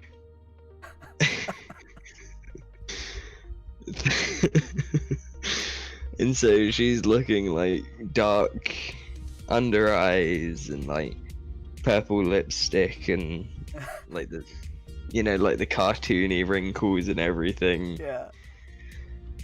Oh, and my music teacher is bald, but he's hilarious. What he did was he just got a wig, and he went, "Oh no, not my scene." Walked on. He's like, "Hey, what am I supposed?" Oh gee. I like how you said, my teacher is bald, but he's awesome. I'm like, what? Yeah. There's no need to explain. Okay. Oh dear. So going back to California now. Got a question. Yes. Have you because you watched my Life is Strange 2. Yes. And when Sean and Daniel go through California, one of the places that they stay is the Redwood Forest in Holt County. Have you ever been there? I haven't been to the Redwood Forest, but I have been to a few other. Ah, cool. Wait, what was that? Sorry, I just said, okay, that's cool. So you've not been to the Redwood Forest? You've not seen the huge redwoods or... I can't remember what forest it was, but I don't think it was the Redwood. If I was to get up a map, 1 second, because I know there was what had happened was where my cousin's house is. If you go out onto the balcony, you can see the right on the horizon. But every time we went out there, the forest fires had been going on, and you could just see it all lit up. And so that forest was... Yeah, wait 1 second. I see it here. It's the Griffith Observatory. Like, I see the Griffith Park. It's like, that's all like woodland. Yeah. And then I think on the other side, yeah, you got all these like woodland here. And that's the Eaton Canyon. Okay, yeah. Nope. That's pretty cool. We haven't covered that in the virtual streams because that's not exactly following the path, because I'm trying to keep all the virtual travel streams to be around the path that is in the games. But that's a little bit farther than what they traveled around the area. But it's, oh my god, numbnuts. What do you do? Oh. Oi, oi, oi. Of course. How's it going, numbnuts? You alright? Thank you for deafening me, Stan. I swear, I can turn down... I swear, I turn down the volume of those alerts, and it still catches me. Oh, it's just... numbnuts, dude, that was loud. Yeah, I think, numbnuts, I think my sound filters have been messed up a bit. Because I'm looking at my desktop audio, and the filter says minus 9.6. It's supposed to be at minus 12. So it's it is a bit louder than it. So this is what happens when I update my computer. For some reason, everything gets reset, and I have to literally put everything back the way it was. And I have no idea why. Because my computer is always weird. I could get a brand new computer, as in like complete 100% brand new computer, not just upgrade what I've got, but I could get a brand new one, and something weird would happen with the brand new computer. Me and technology, just technology hates me. I swear to God. How much you have sound issues every time the graphic card updates. Yeah. With me it was so with Windows. No video gaming this week, unfortunately. Nope, no video gaming. No video gaming this month. On Twitch, no video game. Can you imagine if Twitch just said, right, from now on, no one's allowed to play video games on stream? Just ban it up, right? That, I think that would freak people out. Oh god, can you imagine the uproar? I would love to see that. Twitch, if any Twitch moderators are watching right now, April Fool's joke. Perfect April Fool's joke. That would be a perfect. April Fools are showing you down. Perfect April Fool's joke. New update to the TOS. No video games allowed on Twitch. 1st of April, 2021. That would... Oh, wow. I would wonder how that. many companies are going to pretend to shut down. Lots. Every year, there's at least a dozen or two. Pretend that they're going to... I'm nuts, but then games that have brands in them, Farm Simulator, etc., does that count as advertising? Don't know. Yes, we'll say it does. Yeah, we'll say it does. Oh dear. But yeah, my Windows updated. Because my version of Windows 10, they're no longer going to be supporting my version of Windows 10. So I had to upgrade to the newer version of Windows 10, which it completely messed up my everything. Yeah, I think I just updated the other day. Yeah, Discord stopped working. I had to go into Discord, and I mean, it worked. You know, I was able to log into Discord, but all the settings that I had, all my settings of Discord had just completely reset themselves to default, so I had to go in and change all of the settings again. OBS completely reset itself, so I had to go in and like I said, You shouldn't have to do that all the time, right? Like, you shouldn't have to do that every... Like, you shouldn't have to do that every update. You would think that, but this is my computer we're talking. My computer is just that is what my computer does to me.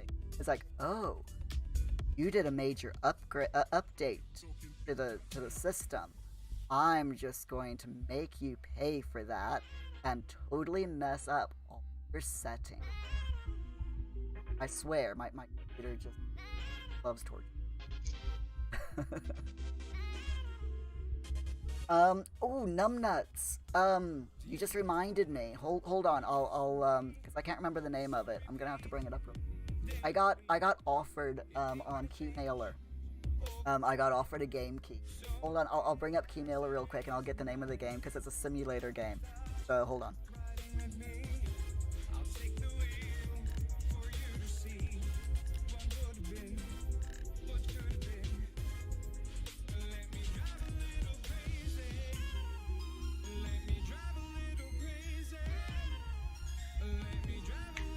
Okay, here we go.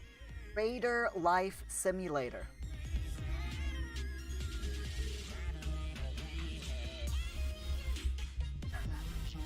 What? It's a simulation indie game. Open your own business starting from an empty shop and go bigger to build your own success story. It features customize your house including furniture, PC, etc. Watch TV and visit places. A day-night cycle and weather system, bills, economy, bank loans, ATM, credit card, and more. Phone and laptops that the player can buy and use. The shops have a restock system. There's survival aspects, including hunger and dirtiness, etc. So it's basically this. It sounds like it's basically The Sims, but you own your own food shop, like a convenience.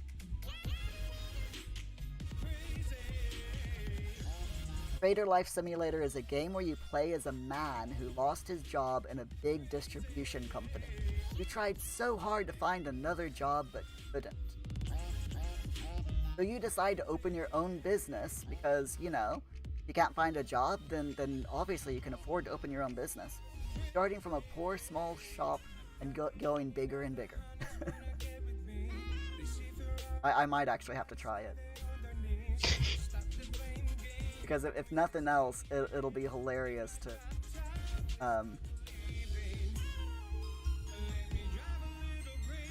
And Numbnuts has tried the game Goat of Duty. I think I've got that game. It's Call of Duty, but with goats. Yeah. Goat Simulator on the rise. It's just puns. It is goat and sheep puns. The entire. I think I saw you playing that actually, Numbnut. Are you enjoying, or did you enjoy it?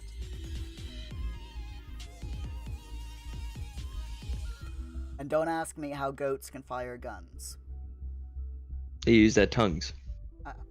I don't know. I think it's just like from what I remember of the game, you're a goat, and you got just like these guns that are just like mounted to, they just fire automatically.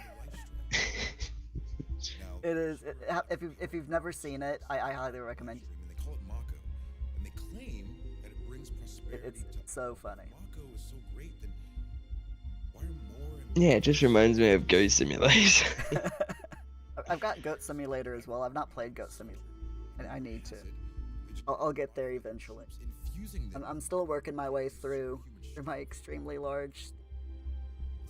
What's the next on your list of games? Well, the next game that we're streaming is Hand of Fate 2, and Morgenstern T redeemed that. So we're going to be playing it for at least 1 week, during the first full week of April, when we're going to be... Then we're going to go into the Vampire game by Don't Nod, and play that until either I get bored of it or until we finish the game, whichever comes first. I'm gonna try to finish it because it's a Don't Nod game, so which means it's heavily story based. It's set in a couple of real life locations. It's set in Paris somewhere else. I was born in the sewage of the slums. In wartime, sought peace, but no one ever knew if it would come. We were war buddies, working on the same team with the same goal. Here we go. It's set in late 1918 London, following the First World War and during the period of the Spanish flu pandemic.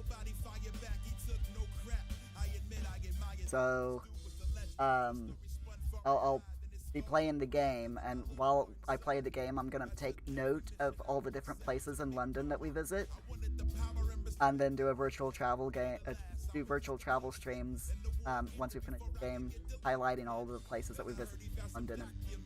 So that's gonna be fun. But off stream, I'm currently playing a game called Dungeon of Elements.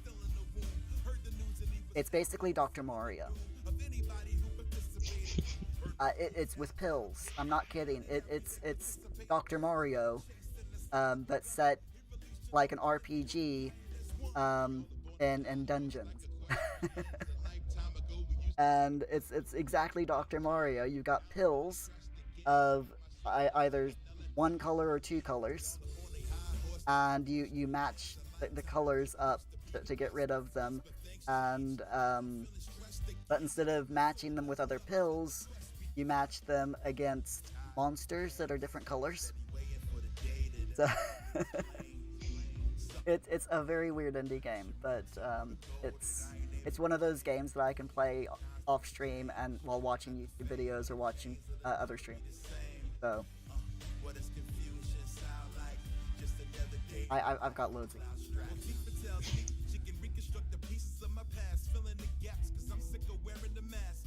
I mean, currently,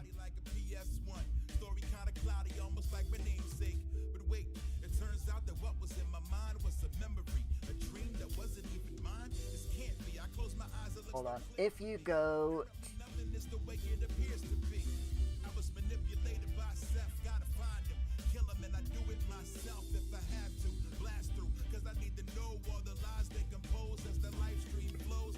there we go. If you go to that link there that I just put in the chat, that's my website. That's my card website. That is my games list that I'm currently working through. It used to be a lot longer. I'm saving Deus Ex Mankind Divided and Dragon Age, to play on stream. But yeah, Dungeon of Elements is what I'm playing currently. And then there's all those other ones. Most of these ones are like hidden object type, story-based games. So most of those I'll be playing off stream. And they're all very niche. The vast majority of these games are very niche, which is why I won't be playing them on stream. And we got a Zypher in. Zypher, thank you so much for the raid and host. Welcome everyone from Zypher's channel. How are you doing, Zypher? What were you doing? How did your stream go?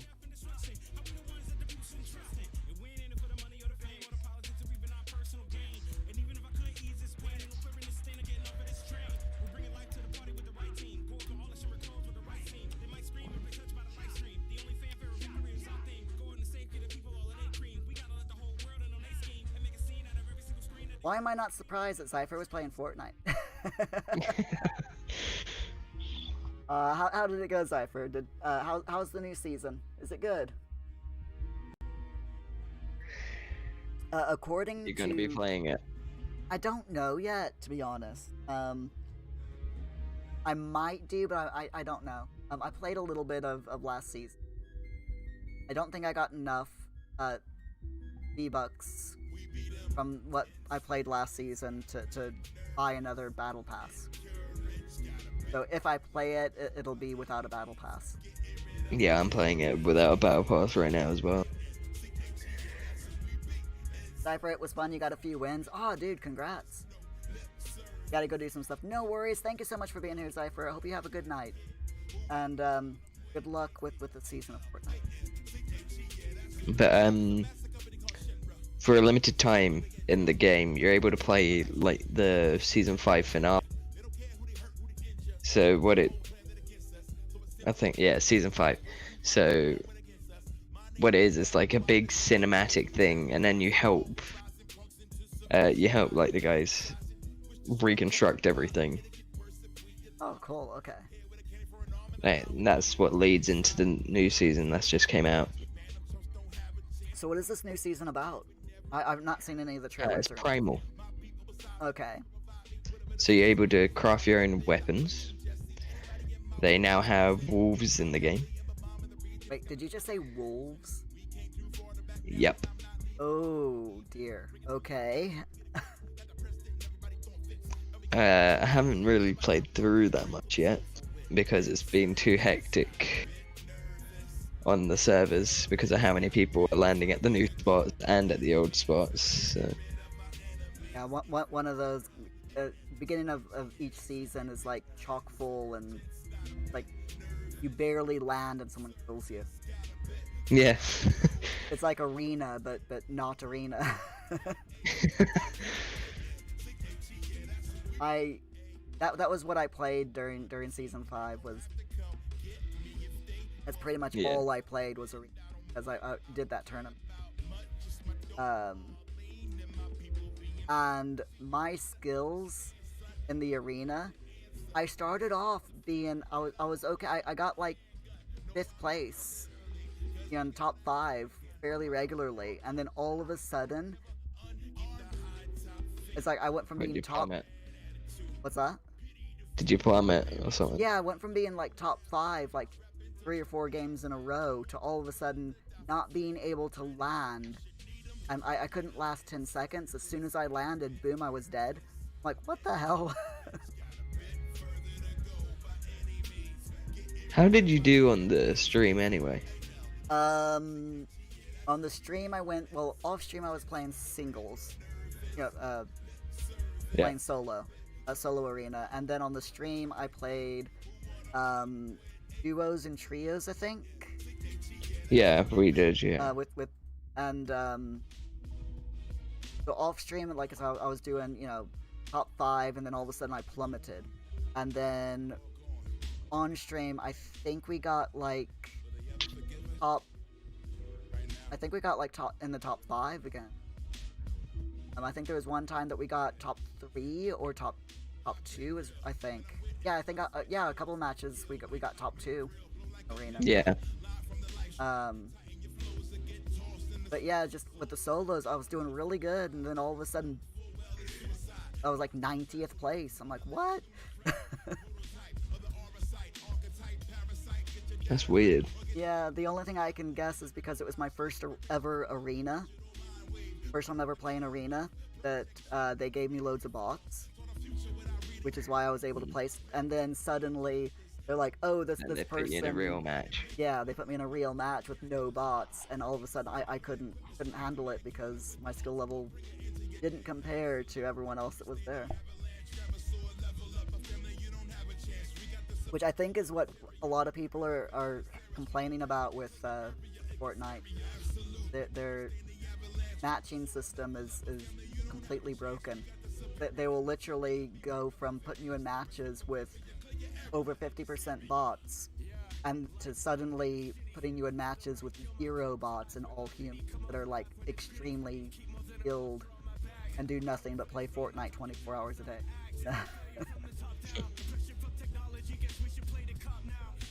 But oh well. I am not a Fortnite. I'm not an esports person. I only did that tournament for fun, and if I ever joined an actual proper esports tournament, actually, if I ever tried to join a proper esports tournament, I don't even think I would be able to bluff my way into the proper tournament itself. I would probably lose in the first match to get into the tournament. They're tough. Proper good tournament. Felix, hold on. Felix is once again lying in front of my keyboard, and very slowly inching her way closer and closer on top of my keyboard. At that, when I've just perfed her off. But her head was on. I've got my left hand on my control button because that's my my press to talk button for Discord. Her entire head was on my hand and was covering up to the tab key of my keyboard.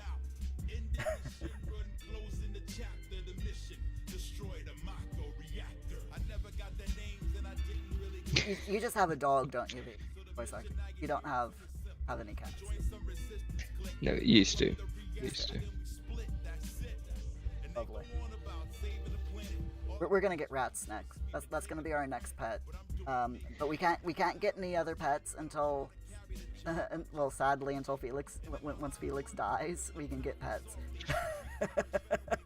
And it sounds really cruel to put it that way. But she is very much a queen of the house. She will not allow us to have any other pets.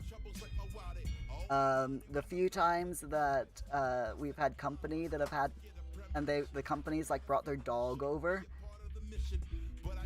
she made it known that she was not happy. That just reminds me of my friend. Like, he had normal, like, geckos, and his mum said to him, once they die, they'll get bearded dragon, because he keeps asking for bearded dragons. He keeps saying, I can't wait for them to die now, because bearded dragons. I absolutely love Felix. So if anyone's watching this and you're thinking, how cruel is this guy wanting his cat to die so he can get a couple of pet rats? No, I absolutely love Felix. Love my cat. But yeah, she's a very jealous cat. So it's very much a case of, no, you will not you will not have any other pets. She's like God. You know, the Christian God is, you know, thou shalt not have no other gods before me. Felix is, thou shalt not have any other pets except for me.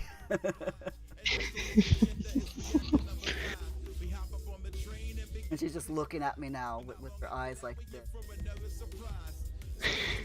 Very believe it. You're stuck with me. Aw, she's a sweetheart. But when we do get some rats, I've already planned it out. So on my left side of the desk is where Felix's scratching post is. And it's a huge scratching post. We've got it turned upside down so that she can use the bottom of the scratching post as a bed. Because the scratching post itself is about, the diameter is about the size of my keyboard. Is the diameter of her scratching post itself. It's round. And it's about 2 feet tall. So we've turned it upside down, and the base plate, we put a base plate on it that's a nice square base plate. And we've got a nice fuzzy blanket there for her to lie on. And the idea was she would use that to sleep on instead of my desk, but it didn't work. So the plan with the rats when we get them is to put a rat cage that's as tall as my desk, where her scratching post is, and then have a little one of those plastic rat tunnels going across my desk to where in front of my monitors, in front of my keyboard or behind my keyboard, have like a very tiny small cage on my desk, and then have another tunnel that goes along the right side of my desk to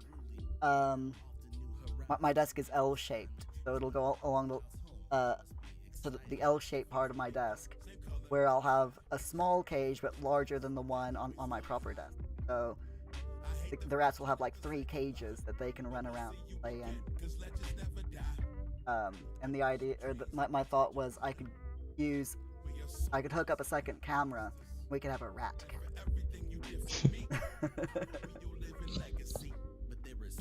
It's a good idea. Yeah. It's the dream, I'm telling you. I dream big. But when I have a dream, I dream. I don't dream of a tiny little cage with 1 rat in it. I dream of 3 separate cages, each one a different size, with at least 2, if not 3 rats in. They all have company. I spoil. So if you had any pet, you could have any pet, or any animal as a pet, what would you have?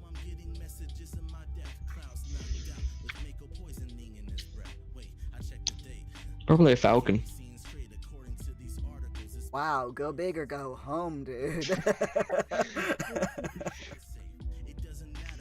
Well, You here could I teach it am. to fly about and have a little enclosure to it. Fly over here, capture my rats, fly back. Or a snowy owl, and you could call it Hedwig. Snowy owls are... A falcon would be cool, but the only problem with falcons is their talons are yeah. That's right, you have to always keep your gloves handy. Yeah. I think I want to say that I heard someone, a falcon trainer, say that even through the gloves, they can even pierce the gloves. Yeah, you could probably still feel it, yeah. Yeah. Ouch. Right. Well, I think I will let you go. It's almost 10:30, so, and you look absolutely beat. No offense. Oh no, that's just my eyes. That's what you. I can't, literally, my eyes don't open that well.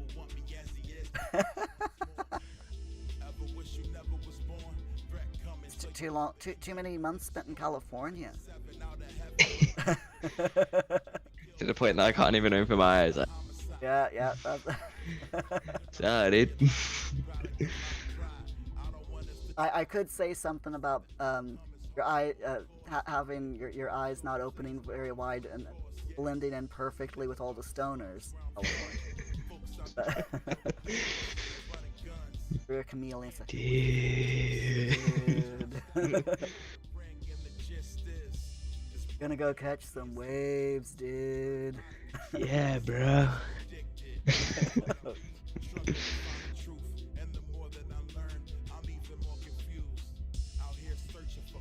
I've drunk enough of the Pepsi now that you can see the color gradient on this glass. Oh, yeah. Absolutely love this glass. It's so cool. It is my favorite glass. I've got that. This is my favorite, and my second favorite glass is, believe it or not, a cider glass at I can't remember if I stole it or if I got it in a pack of cider. Might have stole. Probably did. Don't steal, folks. He says as he talks about something. No. When I used to go into Leeds City Center a lot, and I used to go to the Trinity Center, and they've got the Trinity Kitchen, where they have loads of different street vendors in the food court in the Trinity Kitchen. It's really cool. So they have like all these street vendors with their vans and everything inside the Trinity Center. And when I'd go into Leeds City Center, I'd always go to the Trinity Center for lunch and go to the kitchen. And I got into this habit where I would like get. I would go to a street vendor. I would get something from something for lunch, and like a pint of beer or a bottle of beer, and they'd give me a pint glass. And a lot of the times I'd go to return the glass because I wanted to make sure that it got back to them and didn't go to like the wrong street vendor, because I know those glasses aren't cheap. And a lot of the times, a couple of the times, the street vendor's like, "Oh, that's all right. You can keep the glass." And I'm like, "What?" So I've got 1/2 pint glass, and a pint cider glass that's got a stem. Proper. It's really cool looking glass. I love it. But this one's my favorite. So. Yeah, I've got a I think it was for Christmas just gone. I've got a giant like square glass for Kraken rum. It's Okay. like it's the make of the rum, Oh yeah, I know Kraken rum. Really good rum. and it's so big that it looks like a bloody jar. Oh wow. Like, I mean, it just needs a top. There you go, jar. Very nice. I love Kraken rum. The bottles. Have you ever seen the Kraken rum bottle? I've seen it, but I haven't got to try it. Oh, the bottles are really cool.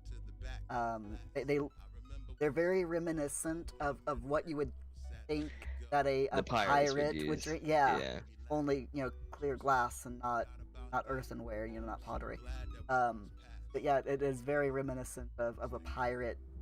Like Rum a little cork that jug. you just go. Very cool. But anyway, thank you so much for chatting with me this week, voice actor. Really appreciate it. Once again, Pleasure's all mine. it's been loads of fun chatting with you and talking about everything from California to spiders.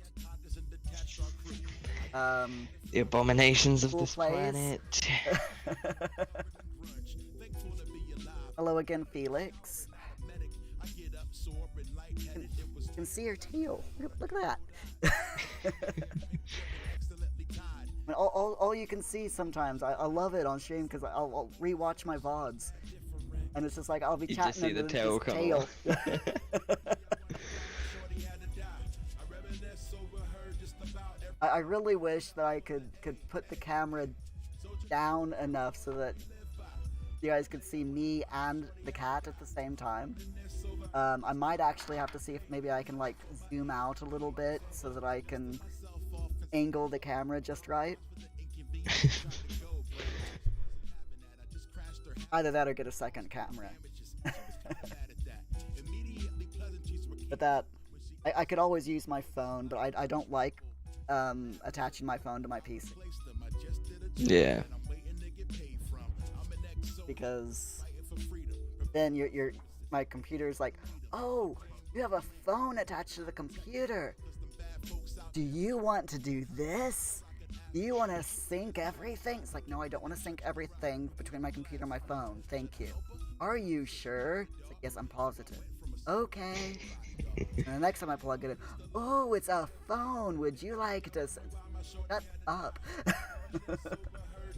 So I've been trying to figure out how to get the PlayStation VR. I don't know how to. I recently bought a well, I mean, you get it for free on the PlayStation website. You can get a camera adapter because my PlayStation camera is the first version that the PlayStation 4 came out with, which isn't compatible with the PS5.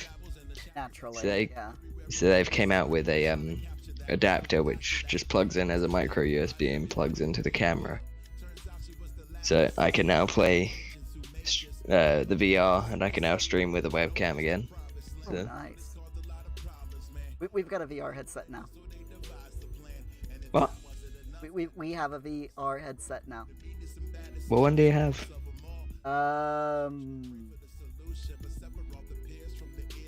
Hold on, let me ask. What VR headset do we have? It's an HTC Vive. Oh, when did you get that? 2 days ago. And you didn't think of telling? Okay. Well, See we how it- we got it on Monday, but we didn't hook it up. We weren't able to hook it up until yesterday. Because we had to, it comes with the two infrared boxes. That kind of that draw your play area.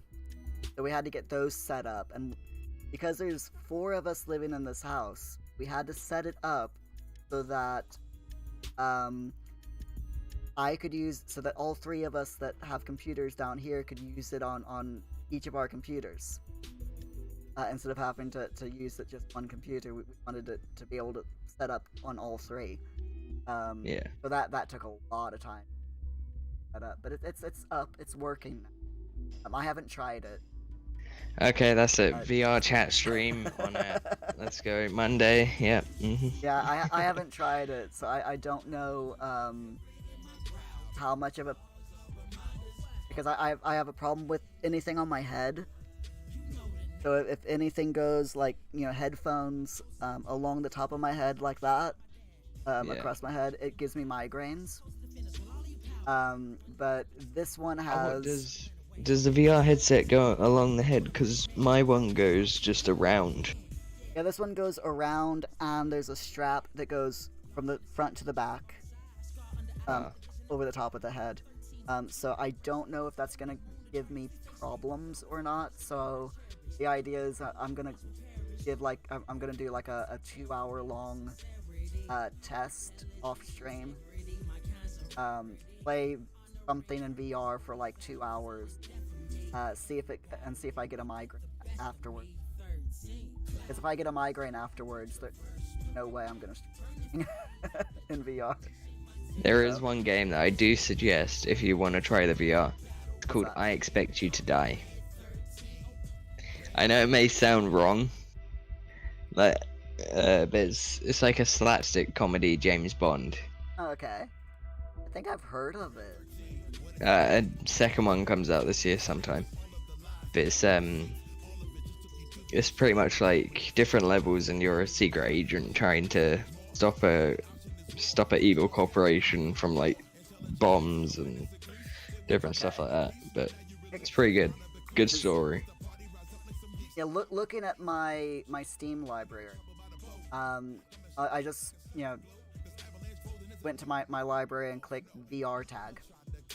So the games that I've got Cat Interstellar, Curious Cases, Doorways Prelude, Elite Dangerous, Everspace, E-Ball, Golf It, Incel VR, The Invisible Hours, Legend of Dungeon, Lunar Flight, Mind, Path to Thalamus, Mini Motor Racing X, Mountain, Abduction, Passing Pineview Forest, Numa Breath of Life, Prey Typhon Hunter, Race the Sun, Redout, Rise of Insanity, Sanzar, Scanner Somber, Snow Subnautica, Toybox Turbos, Transmissions, Element 120, and Crossing the Land Beyond. I also have And then... Oh, what was that one? I also have Hellblade Sinuous Sacrifice VR Edition. Oh. And then you've got VR chat, that's free. Yeah. So a lot of these games I don't even remember buying. You might have just got them in like a free bundle or something. Possible, yeah. Passing Pineview Forest, I've owned since 2015. Invisible Hours is like... Actually, having to look this up. It's a complex murder mystery in which players freely explore an intricate web of interwoven stories within a sprawling mansion. That actually sounds pretty interesting.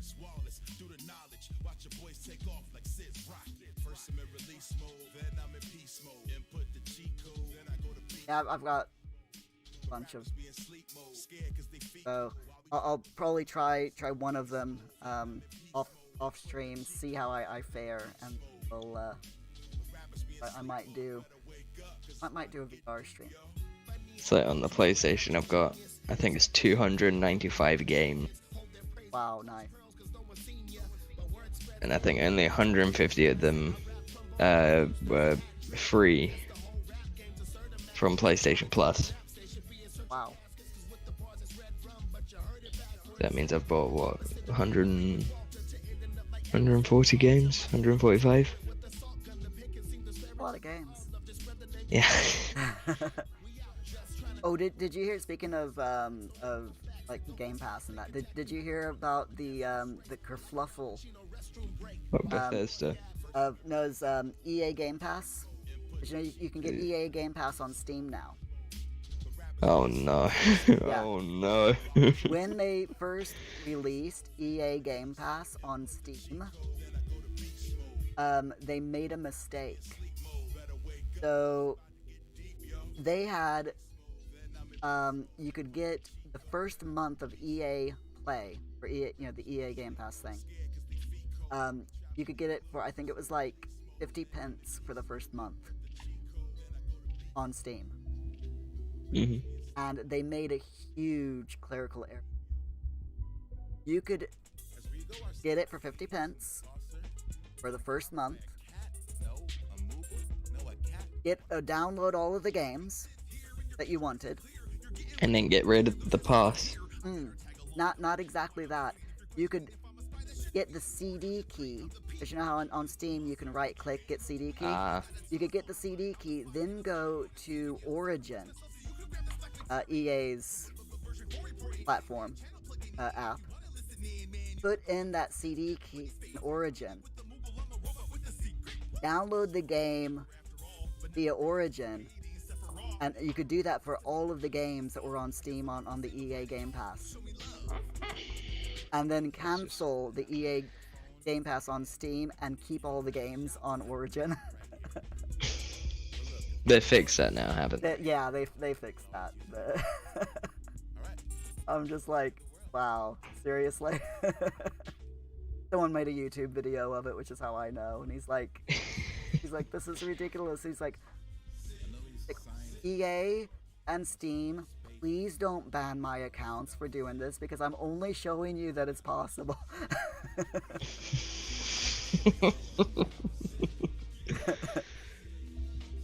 It was bad. I mean, it's their faults for making it possible. So. Yeah. This guy. He did. He did good. He got in touch with Steam and he got in touch with the EA. He sent them emails to their support email address and let them know about it. And a week passed after he had contacted them. He never received any return email from them. They didn't fix it within a week. And so he released the video on YouTube and said, I tried contacting them, so here's the video for everyone to see. Maybe this will get their attention. And within one day after he released the video, they fixed it. And he's not, it's Spiffing Brit on YouTube. His videos get like 1,000. So yeah, they're like, oh crap, we don't have just one person doing this. We've got potentially thousands of people now. We better fix this. Lovely. Anyway, I'm gonna let you go. Thank you so much for being here. And I will see you in, well, probably over in the Discord. Yeah. If not, you're on stream on Friday. So I'll let you go. Thank you so much for being here, voice actor. Really appreciate it. You have a good night. You too. Spoil the snake for me. Yeah. See you later. Bye-bye. Yeah. Right, everyone. Let's go into the big head cam. It was really, really nice talking with voice actor tonight and this week. So I'm going to tell you what's going to happen for the rest of this week. The next stream is Friday.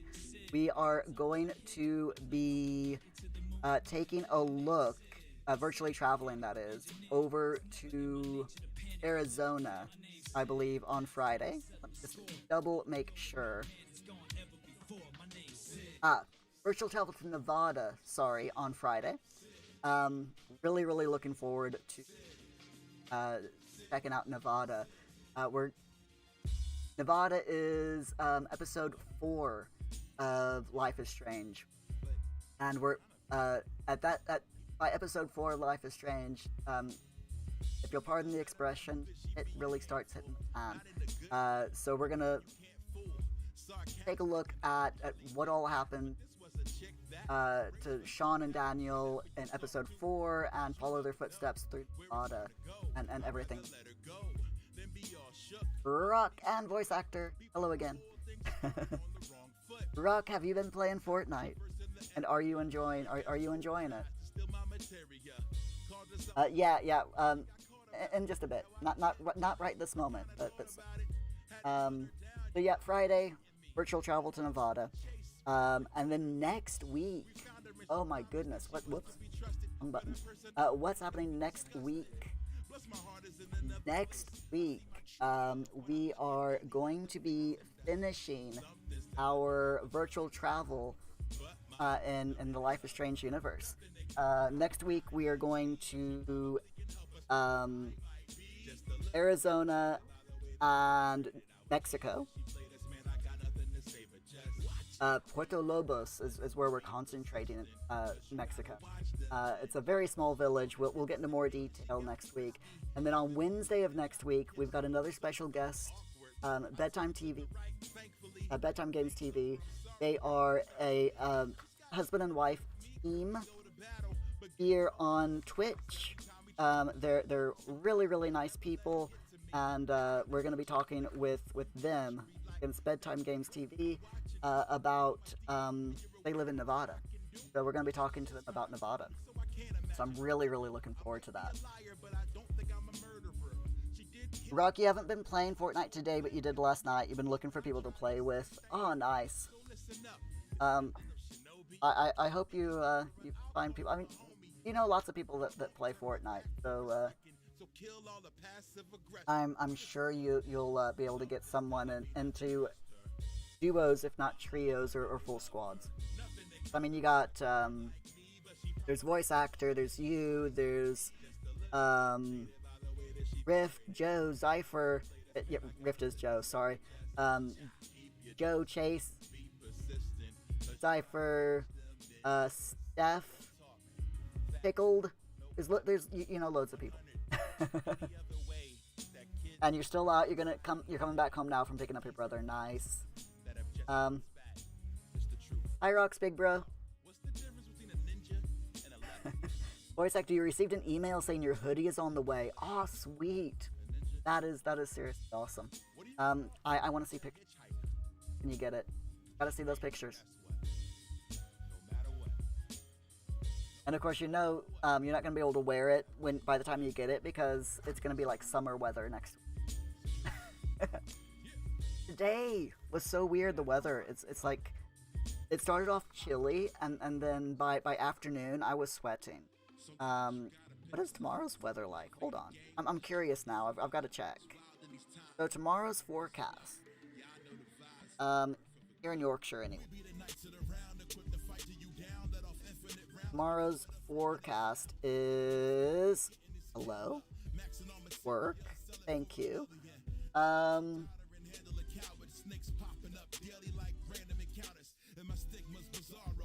have 11 tomorrow, but it's supposed to rain tomorrow afternoon. So, but high of 11. That's pretty good. I do love spring. So much fun. You'll put the picture on Discord. Oh, sweet. Epic Pog. I gotta be surprised first. Right then, we are gonna wind up for tonight, though. Everyone, let me. It's thanks time. Don't forget though, Friday is our Love Jar night. We're gonna be splitting the contents of the Love Jar on Friday night, giving half to charity and half to whomever we raid on Friday night. If you guys have any ideas of whom you want me to raid or want to give the Love Jar contents to, like any affiliated or partner streamer that you know who's really struggling, or could use a huge pick me up, feel free to redeem. We've got a redemption for channel points, where you can guide the raid. So feel free to redeem that if you have any ideas, or if you know of someone who's really down on their luck, DM me with their name and I'll take a look at them, and I'm open. So Rock's redeemed to hydrate. Rock, I'm actually out. There we go. I'm completely out of drink. Oh. Thank you. That was just grabbed just sent me Pepsi. So hold on. I'll pour a little bit of Pepsi into my glass. And I will do the hydrate. See? That's how nice my partners are. Always making sure that I've got things that I need. Stay. No, Pepsi bottle. Stay. Don't you dare fall. Don't do it.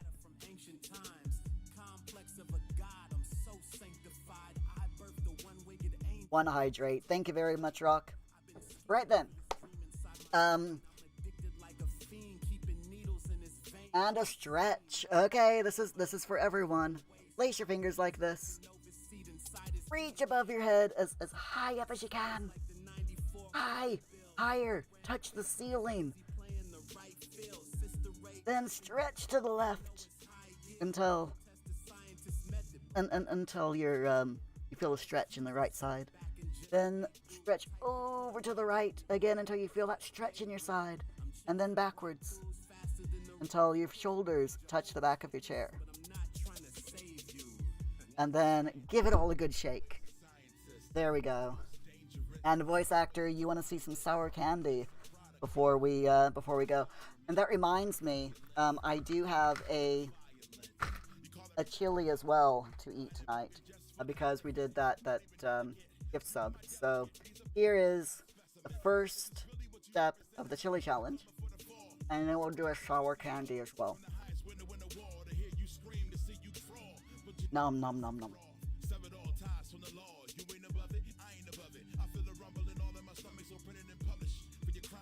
So yeah, mild heat, chili challenge. That's easy. I say, and then the heat catches me. And our sour sweet for tonight is, oh god.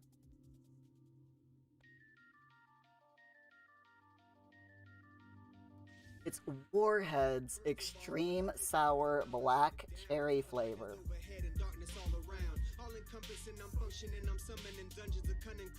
Why?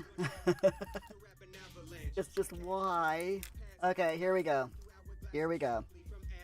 Oh jeez. Okay. Ew. Ew. When you see that Zelda emblem hang around my neck, I end up suspended. Fantasy is never ending. My life's dream is just to overdose on you. So sour. Ugh. Ugh. Ugh. Ugh. Ugh. Ugh. Slobbering. There we go.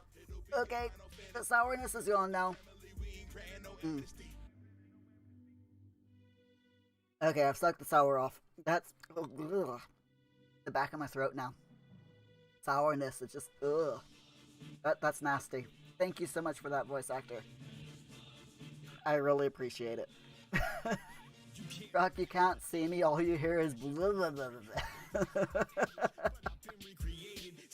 Which is probably funnier than it is watching.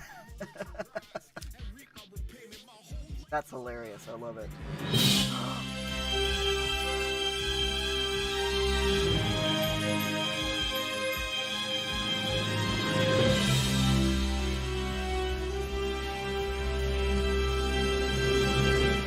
Now, Dido in with the sub. That by the way is $2 and love jar. Every sub equals. Well, every tier 1 sub equals dollars into the love jar. And now, Dido, what does this make me eat? A sub, or what? A sub 100 bits, or think it's 8,000 points, channel points. Makes me eat one step in the chili challenge, Maldito. We've already eaten step 1.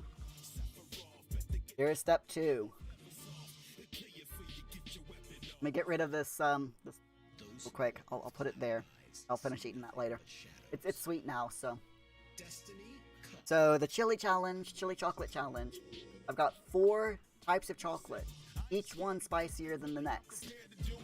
Every time someone subs, for every sub, every 100 bits, exact 100 bits, or,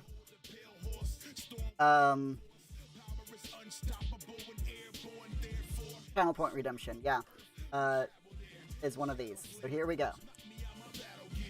Step 2 of the chili chocolate challenge.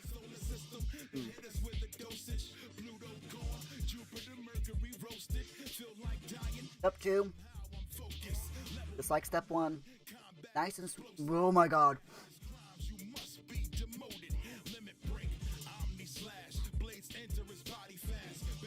Oh, that's spicy.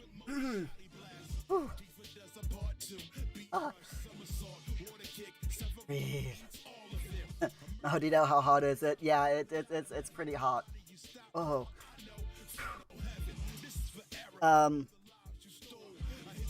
It goes. They're all jalapenos. Because this is like the cheap chili chocolate challenge. But each step is more chilies in chocolate. So yeah, that was step 2. Step 4 is like Vindaloo. The last time I had step 4, I ended like super sweaty. I mean I was literally sweating with step 4, so it's quite bad. And voice actor, you know what? Before we go, as voice actor, you gave some bits at the beginning of the stream. So I'm gonna go ahead because you gave 300 bits. So I'm gonna go ahead and we're gonna do step 3 and 4 because I'm nice like that. But you know, why not? Might as well, right? Rock, is step 4 the hottest? Yeah, step 4 is the hottest, yeah. Because there's only 4 steps. So we're gonna go ahead and do steps 3 and 4, since voice actor gave 300 bits. Normally I'm a stickler, and normally I'd say, you know, exactly 100 bits, but I'm being nice tonight. Don't know why. Okay, here we go. Step 3.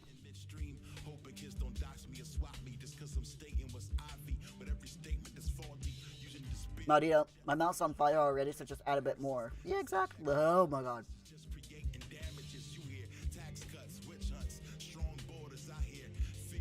Oh my freaking god, this is hot.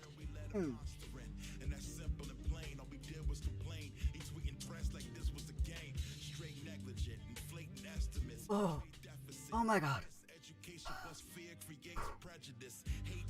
That's like slightly spicier than that's like a step up from the Dras curve. Oh Jesus. Okay. So that's Hey, Rock, thank you for the hydrate. There we go.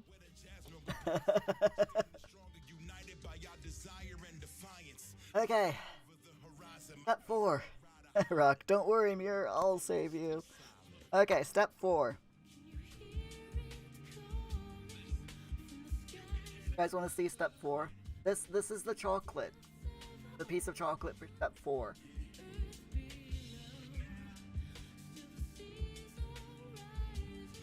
Look at all that chili.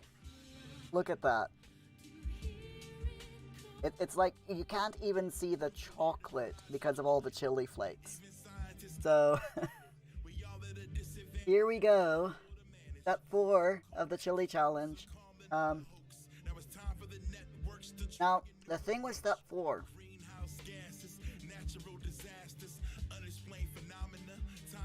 Is oh my god. It hits. Oh.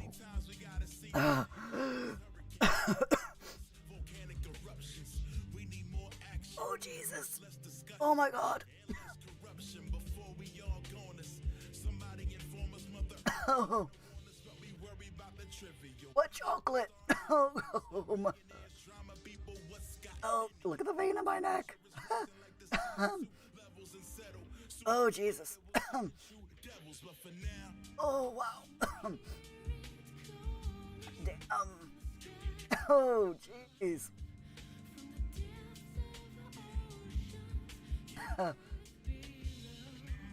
Dream elements, you traitor. Oh, Jesus. Oh. Oh, wow.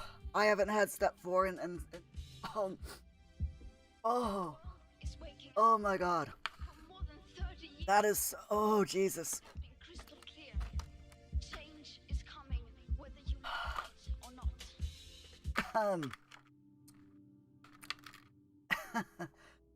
Okay. Drink, Muir. it's what we live and what we learn through. When you Oh. and you return, Okay. my cycle nearing completion. There we go. I'm still alive. It's okay. We live and what we learn through. Damn. Pass away and you return to So, my cycle nearing complete. so tasty. Wow. The heat, by the way, is still very much in my mouth. Oh, jeez. Rock Old Man Muir makes an appearance. Am I gonna have to make an emote that's that's me with a long gray beard or something? Like a divine beast, just massive. The energy they consume, the I'm putting the sour candy back in my mouth to try to get rid of the heat. just reckless. My God, that is so bad. Put in jeopardy. And it's dangerous to go alone. That is seriously bad. Wow. Right then, everyone. That'll likely be unpopular. I lost a friend, I made a promise. We need to say thank you. Sadness was the price. Voice actor, you're still alive. You plays GLaDOS song. And all the Yeah, only just. Oh dear. used to be so gorgeous. Believe me, I'm still. Fanfare. Wait. I can't remember the words. As I put this And believe me, my lungs, trying to survive in this I'm doing science. day comes, and the battle is won for the life stream. Chocolate chili challenge is science. Believe me, it is. Totally science. Oh, so hot though. It's what we live My God, that's bad. when you Oh, jeez. and you return. Okay, My cycle nearing completion each and every who are we going to raid tonight? That, my friends, is the question. I mean, it's always the question. So let's see. completion each and every evening. I can hear it breathe in the live stream. Okay, you know what?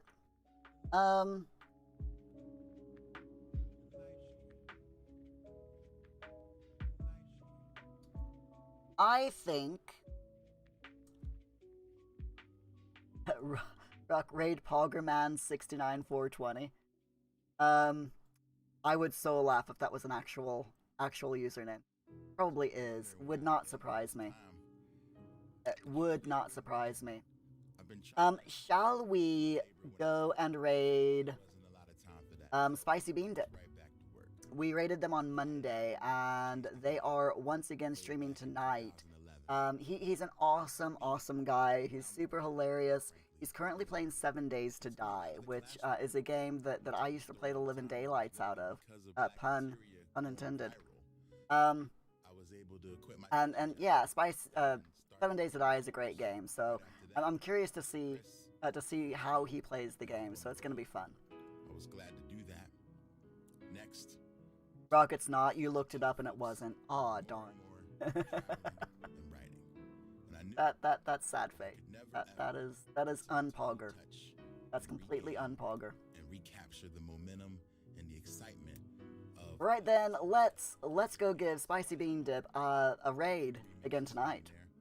But it was not like we ever had to worry about Before we head off on the raid, though, I do want to say a huge thank you years later. to Announcements, we saw rumblings, we saw rumors, oh goodness, we saw To everyone who helped fill the Love Jar challenge, community challenge this week, thank you all so much for that. That is awesome. Funny Pog! Would we Rock for the hydrates, voice actor for the bits, and for being our special guest on tonight's stream. thought was so so dope.